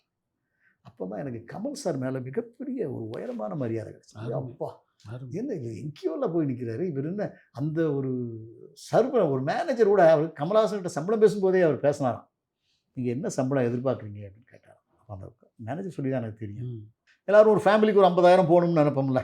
ஏன்னா கமல்ஹாசன் சார் 2 வருஷம் படம் எடுப்பார், நமக்கு சம்பளம் பேசினா கட்டுப்படி ஆகாது, ஒரு 50,000 ரூபா கொடுத்துருங்க சார், 80,000 ரூபா வாங்கிக்கோங்க, எந்த தப்பும் பண்ணாதீங்க சொல்லி வேலைக்கு சேர்க்குறாரு. அவங்களும் அதே மாதிரி நடக்கிறாங்க. சூப்பர். அதனால் அது ஒரு பெரிய விஷயம். அதெல்லாம் ஒரு இன்ஸ்பிரேஷன். அதெல்லாம் வரக்கூடிய தலைமுறைகள் கற்றுக்கணும். அவ்வளோ பெரிய ஜெனூன் இருப்பார். ரஜினி சார் அந்த ஜெனூனிட்டிலாம் உண்டு, அவர் பேலன்ஸ் வைக்க மாட்டார். பட் இவர் அப்படி கோவக்காரர் மாதிரி தெரிஞ்சாலும் அப்படி கணக்கு வழக்குகளில் ரொம்ப பர்ஃபெக்டாக இருப்பார். நீங்களும் பார்த்துருப்பீங்க, கேள்விப்பட்டிருப்பீங்க, அவ்வளோ பக்காவாக இருப்பார். இந்த திரைப்பயணம் எப்படி இருக்குது பாரதி கண்ணன்? ஆக்சுவலாக துன்பம் வரும் வேளையிலே சிரிங்க, சொல்லி வச்சான் வள்ளுவர் சரிங்கன்னு வள்ளுவர் வாக்கு. கண்ணதாசன் அதை கொஞ்சம் மறுத்தார். துன்பம் வரும் வேளையிலே சிரிங்க, சொல்லி வச்சான் வள்ளுவர் சரிங்க, பாம்பு வந்து கடிக்கையில் பாதி உயிர் துடிக்கையில் யார் முகத்தில் பொங்கி வரும் சிரிப்பு, மேல்புறத்தில் கசப்பு கீழ்புறத்தில் இனிப்பு, நல்லா தான் நான் சிரிக்க சிரிப்புனாரு. எனக்கு ஒரு முரண்பாடு எப்படி இருக்குன்னா, கண்ணதாசன் மாற்றி சொன்னார். ஆனால் அந்த சினிமா கலைஞர்களுக்கு மட்டும், கூத்து கட்டும் கலைஞர்கள், சினிமாக்காரர்களுக்கு துன்பம் ஒரு வேளையில் சிரிக்கக்கூடிய சூழ்நிலை வரும். அவங்க அம்மா இறந்துருப்பாங்க, ஒய்ஃப் இறந்துருப்பாங்க, அந்த எமோஷனல் இவங்க அழ வேண்டிய நேரம், இங்கே வந்து சிரிக்கிற மாதிரி சீன் எடுப்பாங்க. எடுத்து தான் ஆகணும், நடித்து தான் ஆகணும். எனக்கும் அப்படி ஒரு சந்தர்ப்பம் ஏற்பட்டுச்சு. என் ஒய்ஃப் ஒரு ஹார்ட் அட்டாக்கில் சீரியஸான ஒரு கண்டிஷன் சொல்கிறாங்க. எமோஷனலாக நமக்கு அழுக வருது. அழுக வரும்போது சார் ஷார்ட் ரெடி. என்ன சீன்னா, இப்போ சாப்பிட்டுட்டு இருக்க தான் எல்லோரும் சிரிக்கணும் சார், ஏன் இப்படி சிரிக்கிறீங்க, அமைதியாக இருங்க அப்படின்னு ஒரு குரல் வரும்போது நீங்கள் திரும்பி பார்க்கணும் சார். அப்போ நம்ம இந்த பாரத்தையும் வச்சுக்கிட்டு அங்கே போய் சிரிக்கிறோம். துன்பம் வந்த வேளையிலும், துன்பம் வரும் வேளையில் தான் சிரிங்கன்னு சொன்னால், துன்பம் வந்த வேளையிலையும் நம்ம சிரிக்கணும். இது கூத்துக்காரருடைய அவங்களுக்கு வாங்கி வந்த விதிக்கப்பட்ட விதி. இந்த கலைஞர்களுக்கு மட்டும் சரியான நேரத்துக்கு போக முடியாமல் போயிடும், அம்மா இறப்புக்கு போக முடியாமல் போகும், மனைவியோட இறப்புக்கு போக முடியாமல் போயிடும், தந்தையாரோட இறப்புக்கு போக முடியாமல் போயிடும். துன்பம் வரும்போது கூட அவங்க சிரித்து நடிக்கணுமா சிரித்து நடிக்க வேண்டிய வரும். நல்ல வள்ளுவன் வாக்கே சரி அப்படிங்கிறத நான் உணர்ந்து கொண்டிருக்கிறேன், உணர்ந்தேன். மிகப்பெரிய இசை ரசிகரா நீங்கள்? இசை ரசிகர்னு இல்லை, எனக்கு வந்து யாராவது என்கிட்ட வாய்ப்பு கேட்க வந்தால் கூட நான் அவங்கள ரெஸ்பான்ஸ் பண்ணி கேட்பேன். என்னையா சொல்லியா அப்படின்னா, தாரே தந்தானேனா எனக்கு அது புரியாதையோ, என்னையா ஹம்மிங்லாம் போட வேண்டாயா, 4 வரி படித்து காட்டியா, அது எனக்கு பதிதான்னு பார்ப்போம் அப்படின்னு. இசை பேசிக்காகவே நம்ம வந்து இசைக்கு அடிமையானவர்கள் தானே. நான் சமீபத்தில் ஒரு வீட்டுக்கு போயிருந்தேன். எதிர்நீச்சல் சீரியல் இருக்கு இல்லையா, அதோட இன்ஸ்பிரேஷன் எங்கள் ஊரில் ஒரு ஃபேமிலி இருக்குது. ஒரே ஃபேமிலியில் 35 பேர் இருந்தாங்க, ஜாயிண்ட் ஃபேமிலி. ஈவினிங் பார்த்தீங்கன்னா ஒரு கல்யாண வீடு மாதிரி இருக்கும். சப்பாத்தி உருட்டிக்கிட்டு, ஒரு அம்மா குருமா போட்டுக்கிட்டு, ஒரு அம்மா பிளேட்டை கழுவிக்கிட்டு, ஒரு அம்மா அடுப்பு பார்த்துக்கிட்டு, ஆச்சரியம் இப்படிலாம் ஃபேமிலி இன்றைக்கி இருக்குதா அப்படின்னா, நார்த்தில் இருக்குது ஜாயிண்ட் ஃபேமிலி. ராஜஸ்தான் அந்த மாதிரி இடங்களில் ஒரே குடும்பத்தில் அண்ணன் தம்பி மாமன் மச்சான் அக்கா தங்கச்சின்னு கூட்டம் கூட்டமாக வாழ்வாங்க. அது சில இடங்களில் இருக்குது. அந்த இன்ஸ்பிரேஷனில் எனக்கு என்ன தோணுச்சுன்னா, அந்த வீட்டில் வந்து பேசிகிட்டு இருந்தோம். அப்போது அவங்க சொல்லுவாங்க, நாங்கள் எல்லாம் ஜாயிண்ட் ஃபேமிலி, அண்ணன் தம்பி எல்லோரும், அம்மா எல்லோரும் போகும்போது அம்மா காலில் தொட்டு கும்பிட்டு போகிறாங்க. அது இன்றைக்கி பார்த்தா ஆச்சரியமாக இருக்கும். என்ன சினிமாவில் வர மாதிரி இருக்க, எல்லாம் வரிசையாக எல்லாருக்கும் பெட்ரூமு, அம்மாவுக்கு கடைசி ரூமு, அந்த மூத்த அண்ணன் வந்து அப்படி வராங்க, வேலைக்கு போகிறாங்க, எல்லோரும் ஒரு தொழில் பண்ணுறாங்க. அம்மா நல்லா இருறா, பார்த்துறா, கவனமாக இருக்கணும், ஜாக்கிரதை இப்படி போகிறாங்க. இதெல்லாம் நாங்கள் லைவாக பார்த்தேன். அப்போ அவங்ககிட்ட பேசிட்டு இருக்கும்போது சொன்னாங்க, ஒரு பாட்டு போட்டு காமிச்சாங்க. தன்னானே தான நன்னே தான நன்னே தன்னானே பாட்டு. என்னங்க இது பாட்டு ரொம்ப நல்லா இருக்க, ஒரு மாதிரி ஃபீல். நான் சொல்கிறது தன்னானே போடுறேன், அதில் வரிகள் வருது. நான் அரிச்ச அழுகவில்லை, என் மாமன் தான் வருவாரோ, எறும்பு ஒன்றை தொட்டா கட்டி வச்சு தோல் உரிப்பான். யாருங்க பாடினா? எங்கள் அம்மா தான் பாடினாங்க. இதை யார் கட்டுன்னு வச்சுருக்கீங்க? இனிமேல் உள்ள தலைமுறைகள் தாலாட்டு பாட மாட்டாங்க. அதனால் எங்கள் மகளுக்கு, எங்கள் வீட்டுக்கு வர்ற மருமகளுக்கு இந்த பாட்டை போட்டு குழந்தைகளுக்கு சாப்பாடு ஊட்ட போகிறோம் அப்படின்னாங்க. அதனால் எங்கள் கிராமங்களில் இந்த இசை காலகாலமாக இருக்கிறதுனால, அப்புறம் நமக்கு இந்த டி ராஜேந்தர் அண்ணன் மாதிரி ஆள்கிட்டலாம் பழகுனதுனால, எதை பார்த்தாலும் அது ஒரு பாடலாக நினச்சா பாடலாக பாடிடுவோம். அவர்லேருந்து ஒரு 100 பங்கு அவர் இருந்தால் கூட ஒரு 10 பங்கு அந்த மாதிரி இன்ஸ்பிரேஷனில் பாட முடியும். ஏதாவது ஒன்றுனா அதை பாட்டுக்கு இம்பார்ட்டன்ஸ் கொடுப்போம் கிராமங்களில். அதனால் அந்த இன்ஸ்பிரேஷன் இன்னை வரைக்கும் ஓடிட்டுருக்கு. வடிவேல் கூட அந்த பாட்டு இசை அப்படி தான் வந்துச்சு. நான் கூட வடிவேல்கிட்ட எப்படி இந்த பாட்டு உங்களுக்கு பாட முடியுது, ரொம்ப பிரமாதமாக பெரிய பாடக மாதிரி பாடுறீங்களான்னு கேட்டேன். அண்ணன் ஊரில் அந்த காலத்தில் எங்கள் அத்தை பூ வியாபாரம் பண்ணாங்க மாரியம்மன் கோயிலுக்கு முன்னால். அப்போ எங்கள் அத்தை வந்து சமையல் பண்ண போகும்போது என்ன பூக்கடையில் உட்கார வச்சுட்டு போவாங்க. அப்போ என்ன பண்ணுவான்னா, வடிவேல் என்ன பண்ணுறது, பாட்டு பாட ஆரம்பிக்குது. எங்கள் ஊர் மாரியம்மா, எங்கள் ஊர் மாரியம்மா, மல்லிகைப்பூ விற்க வந்த நீயும் தானே நீயம்மா, இங்கே பூவை வாங்கு நல்லது எல்லாம் நடக்கும் பாட்டு பாடுவோம். இந்த பாட்டை கேட்டு எல்லா பொண்ணும் இங்கே பூ வாங்க வருவாங்க. இப்படி அவருடைய பயணத்தில் அந்த பாடல் எதர்ச்சியாக இஷ்டத்துக்கு பாடுறது அது பாட்டாக மாறிச்சு. அப்போ அப்புறம் இளையராஜா மியூசிக்கில் பாடுற அளவுக்கு மிகப்பெரிய கலைஞனாக மாறிட்டார். அது பெரிய கலைஞன் ப்ளஸ் அந்த ஆளுக்குடைய விதி பலன் எல்லாமே வடிவேலுக்கு அமைஞ்சுது. என்ன சாதிக்கணுமோ அதை சாதனை தாண்டிட்டாருன்னு நினைக்கிறேன். இனிமேல் சாதிக்கணும்னு இல்லை, சும்மா அப்படி கெஸ்ட் அப்பியரன்ஸ் பண்ணிட்டு இருந்தால் போதும். எவ்வளோ முடியுமோ அத்தனை பேர் சிரிக்க வச்சார், கோடிக்கணக்கான பேர் சிரிக்க வச்சிட்டாரு. பெரிய பெரிய டாக்டர்ஸ்லாம் சொல்லுவாங்க, வடிவேல் காமெடி பார்த்து நாங்கள் கொஞ்சம் ரிலாக்ஸ் ஆகிக்கிறோங்க, ஆப்ரேஷன் பண்ணிட்டு ஒரே டென்ஷன் ஆகிருக்கோம்னு சொல்லுவாங்க. அது மாதிரி அவ்வளோ போதும். அது மாதிரி சிவாஜி சாருடைய சாதனை எக்ஸ்ட்ராடினரி. அது மாதிரி உங்கள் குருநாதர் பாரதி ராஜாவோட சாதனையும் கேட்க வேண்டாம். எனக்கு ஒரு மறக்க முடியாத சம்பவம் ஒன்று. ஒரு டைரக்டருக்கும் ஒரு நடிகனுக்கும் எவ்வளோ பெரிய டிஃப்ரென்ஸ் இருக்குங்கிறதுக்கு சொல்கிறேன். சிவாஜி சார் சமூகம் அண்ணா இறந்துட்டார். அப்போது நெல்லை கொண்டு என்னை சிவாஜி அண்ணா வீட்டில் கொண்டு இறக்கி விட்டு, இங்கே யார் யார் வராங்கிறது எழுதி வை, மாலை முரசு மாலை மலர் செய்திகளில் சிவாஜி சண்முகம் வீட்டில் இறப்புக்கு இவங்கெல்லாம் கலந்து கொண்டார்கள் அப்படிங்கிற செய்தியை நாம் கொடுக்கணும் அப்படின்னு எனக்கு கொண்டு போய் எழுதுகிற வேலையை போட்டிருக்காங்க. அப்பவும் எனக்கு சிவாஜியை பார்த்தா ஒரு மரப்ப, இப்போ எல்லாத்துட்டையும் இவர் எப்படி பேசுவார், எப்படி பண்ணுவார். இப்போ சிவாஜி சாருக்கு ஒரு விஐபி ட்ராக் ஒன்று வச்சுருந்தாங்க. பாடி அங்கே இருக்கும், சமூகத்துடைய பாடி. ஒரு கேட் த்ரூ அவுட்டாக மக்கள் அப்படி டேரெக்டாக சமூகண்ணனை பார்த்துட்டு அப்படி அஞ்சலி செலுத்திட்டு போவாங்க. விஐபி செக்ஷன் இப்படி வருவாங்க. சிவாஜி இங்கே இருப்பார், நீங்கள் தலை வருவீங்க, வந்தால் நீங்கள் பார்த்து பேசிட்டு அப்படி போகணும். அப்புறம் பாடி 2 ட்ராக் பண்ணியிருந்தாங்க. அப்போ சிவாஜி சார் காலையிலே அவர் வாழ்க்கையில் அதான் நான் சொன்னேன், கலைஞர்களுக்கு மட்டும் வாழ்க்கையிலையும் நடிக்கிற மாதிரியே இருக்கும், ஆனால் அவங்க அது வாழ்க்கையவே நடிப்பு ஆகிடும். அப்படிங்கிறதுக்கு உதாரணம்னா, சிவாஜி சார் இப்படி சோஃபாவில் உட்கார வைக்கிறாங்க, ஒரு டீப்பா போடுறாங்க, ஒரு சம்பளத்தை வைக்கிறாங்க, ஒரு செம்பில் தண்ணி வைக்கிறாங்க, ஷூட்டிங் மாதிரியே நடக்குது, செட் ப்ராப்பர்ட்டி அசம்பிள் பண்ணுற மாதிரி. அண்ணே உட்காருங்கண்ணே, ஒரு டவல் கொடுக்குறாங்க, அண்ணே எமோஷனலாக நீங்களாக துடைச்சிக்கலாம்ன்ற கொடுக்குறாங்க. சிவாஜி உட்காந்துருக்காரு, ஒருத்தனி பார்ப்பார். அப்போ அவர் என்ன பண்ணுறாரு, விஐபியாக வராங்க இவர் ட்ராக்கில். அப்போ சிவாஜி சார் வந்து அப்படி இப்படி இருந்துக்குவார், யாருங்கிறத பார்க்க மாட்டார். ஒரு அசிஸ்டண்ட் வச்சுருந்தார், அவனை போய் அங்கே யார் வராங்கிறத என்னை பார்த்துட்டு முன்னுக்கூட்டி வந்து சொல்லு. அப்போ ஓடியாருவோம், அண்ணே ஆரம்பீரப்பம் வராரு.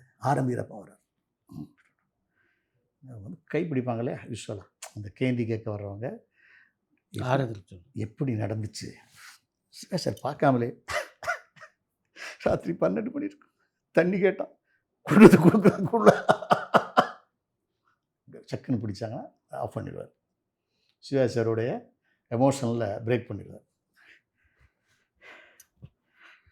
அடுத்தது அண்ணா நெடுஞ்செழியன் வர்றாரு,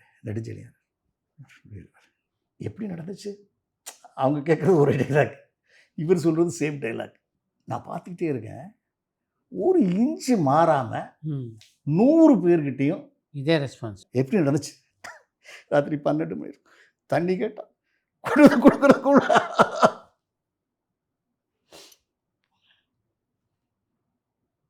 எம்ஜிஆர் வீட்டுக்கு முத்தண்ணா வராரு, ஒன்று விட்டு இன்ஸ்டியூஷன் கொடுத்து போயிடுவான், யாருன்னு அவன் ஃபேஸ் பார்க்கமா பேசுவார். அண்ணா என்ன நடந்துச்சு, 12 மணி இருக்கும், தண்ணி கேட்டு கொடுக்குறதுக்குள்ள. 100 பேருக்கும் சலிக்காமல் ஒரே டைலாக் சொல்லிகிட்டு இருக்காரு. ஷூட்டிங் டைலாக் மாதிரி போகுது. அதை சொல்லித்தான் ஒரு டைலாக் தான் சொல்ல முடியும். ஒருத்தங்கிட்ட மாரடைப்பில் செத்துட்டார், ஒருத்தங்கிட்ட படியில் ஏறி விழுந்து செத்துட்டார், நான் சொல்ல முடியும். நடந்ததை சொல்லிகிட்டே இருக்கார். பாரதி ராஜா சார், இதை நான் நேரில் வாட்ச் பண்ணேன். இந்த மாதிரி பாரதி ராஜா சாருக்கு ஒரு இன்சிடெண்ட், உங்கள் டைரக்டர் உங்கள் குருநாதர் பெங்களூரில் லொக்கேஷன் பார்க்க போன இடத்துல ஒரு சின்ன ஆக்சிடென்ட் அவருக்கு நடந்துச்சு. டப் டப் டப் ஒருத்தர் வந்து கேட்குறாரு, பஞ்சண்ணை வந்து பார்த்து கேட்குறாரு, பாரதி என்னாச்சு, எப்படி என்ன நடந்துச்சு. இவர் டேரக்டர் இல்லை, டேரக்டர் பாயிண்ட் ஆஃப் வியூவில் சொல்லுவார், ஏன் வண்டியோட கிலோமீட்டர் 70 கிலோமீட்டர் ஸ்பீடு, டேரக்டாக அந்த எஸ்பெண்டில் போயிட்டுருக்கேன், ஏற்றால் ஒரு டெம்போ ட்ராவல் வரான், ஏன் வண்டி அவன் 100 ஸ்பீடில் வரான், நிப்பாட்டு டம்முன்னு அடிச்சு கட்ட. என்னாச்சு, ஏன் வண்டி 70 கிலோமீட்டர் ஸ்பீடு, ஏற்றால் ஒருத்தன் 100 கிலோமீட்டர் ஸ்பீடு, டக்க ஏன் வண்டிக்கு வர பிரேக் டம்முன்னு அடிச்சா கட்ட. 3 பேருக்கு 4 பேருக்கு 5 பேருக்கு சொல்லிட்டு இருக்காரு. இப்போ அம்சலேகா வச்சு நான் ஒரு படம் பண்ணேன் கன்னடத்தில். அப்போ அம்சலேகா சொன்னார், வாங்க பாரதி ஃப்ரீயாக இருக்கீங்களா, என்ன பாரதி ராஜா சார் அடிப்பட்டாரெலாம் போய் பார்த்துட்டு வந்துடலாம் விஜய் ஹாஸ்பிட்டலில், நாங்கள் பார்க்க போகிறோம். அம்சலேகா ரொம்ப சைலண்டாக பேசுவார், ரொம்ப ஜாலியாக பேசுவார். ஏன்னா பாரதி சார் என்ன ஆச்சு, எப்படி எங்கள் ஊரில் வந்து எப்படி இது அப்படின்னு. அம்சா என்ன ஆச்சுன்னா, ஏன் வண்டி 70 கிலோமீட்டர் ஸ்பீடில் போயிட்டு 100 கிலோமீட்டர் ஸ்பீடில் ஒருத்தன் டெம்போ ட்ராவல், ஏன் வண்டி வந்துடா பிரேக் டம்மு அடிச்சா கட்ட. எத்தனை பேர்ட்டையா சொல்கிறது, யோ வேறு வேலை இல்லை, ஏய் எவன் பார்த்தாலும் அங்கே க்ளோஸ் பண்ணுறா பாரதி ஆக்ஷன்லாம் இருந்துச்சு அவர் பொழைச்சிட்டாரு முடிச்சிட்டாரு. காலையில் வந்து 10 பேர் சொல்லிருக்கு என்ன வச்சுக்க எவனுக்கு உள்ளே வரக்கூடாது போன் பண்ணுறேன். என்னன்னா ஒரு நடிகன் தழைக்கவே இல்லை 100 பேருக்கு சொல்லிட்டு இருக்காரு. ஒரு எமோஷனல் பார்ட்டியில் எத்தனை பேருக்கா சொல்லுவீங்க மயிர் போடா ஒன்றும் வேணாம் படம் நான் வந்தேன் வண்டி ஆக்சிடென்ட் ஆயிடுச்சு அது முடிஞ்சு போச்சு அப்படி லேட்டாக சொல்லி இன்னும் நான் சொல்ல மாட்டேன் இன்றைக்கி சொல்லுங்கடா வேற ஒரு ஆள் சொல்லி அனுப்பிச்சிரு எல்லாரையும். இது என் வாழ்க்கையில் மறக்க முடியாத ஒரு இன்சிடென்ட். ஒரு 2 பேரும் நான் டிஃபரன்ஷியேட் பண்ணி பார்க்குறேன். ஒரு சிவாஜி சார் அதுதான் எனக்கு இல்லைன்னா சிவாஜி சார் எங்களுக்கெல்லாம் ஒரு பெரிய இன்ஸ்பிரேஷன், ஒரு மகாகுரு, ஒரு ராஜரிஷி. எப்படின்னு கேட்டிங்கன்னா இப்போ இந்த இடத்துல எங்களுக்கு ஒரு சீன் ஒரு நடிகன் ஆகிட்டோம், ஒரு டைரக்டராக வந்திருக்கோம், ரிப்போர்ட்டர் ஒரு சீன் நீங்கள் பண்ணுங்கன்னா உடனே பண்ண முடியும். காரணம் அவருடைய பார்த்த அனுபவம் வர நமக்கு கிடச்சி இல்லையா. படத்தை பார்த்தாவே போதும். படத்தை பார்த்தோம், நம்ம நேரில் சந்தித்தோம், எப்படி எப்படி சம்பவங்கள்லாம் கூட உட்காந்துருக்கோம், இது எந்த ஒரு பெர்ஃபார்மன்ஸ் என்ன ரியாக்ஷன் என்னங்கிறத லைவாக பார்த்தோம் இல்லையா. அதனால் அவர்லாம் எங்களுக்கு ஒரு இன்ஸ்பிரேஷன் ரோல் மாடல் இருக்கிறதுனால எங்களுடைய காலங்களில் அவரை தொட்டு தொட்டு அப்படியே வாழ்ந்துருவோம், நடிச்சிருவோம், போயிட்டுருக்கு. இந்த கலை பயணத்துக்கு நன்றி. ரொம்ப நன்றி. உங்கள் அனுபவத்தெல்லாம் நம்ம ரசிகர்களோட பகிர்ந்து கொண்டு இது வரைக்கும் எனக்கு சாய் வித்து சித்ரா சார் அந்த அவருடைய காம்பினேஷனில் அவருடைய டூரிங் டாக்கீஸ் இந்த யூடியூப் சேனலில் என்னோடய இன்டர்வியூ அவர் மதித்து என்னை கூப்பிட்டுருக்கிறாரு, நான் பேசியிருக்கேன். இது வரைக்கும் இதை நீங்கள் பொறுமையாக எங்களுடைய லைஃப்பை ஹிஸ்ட்ரியை கேட்டதுக்கு ரொம்ப நன்றி. தேங்க்யூ.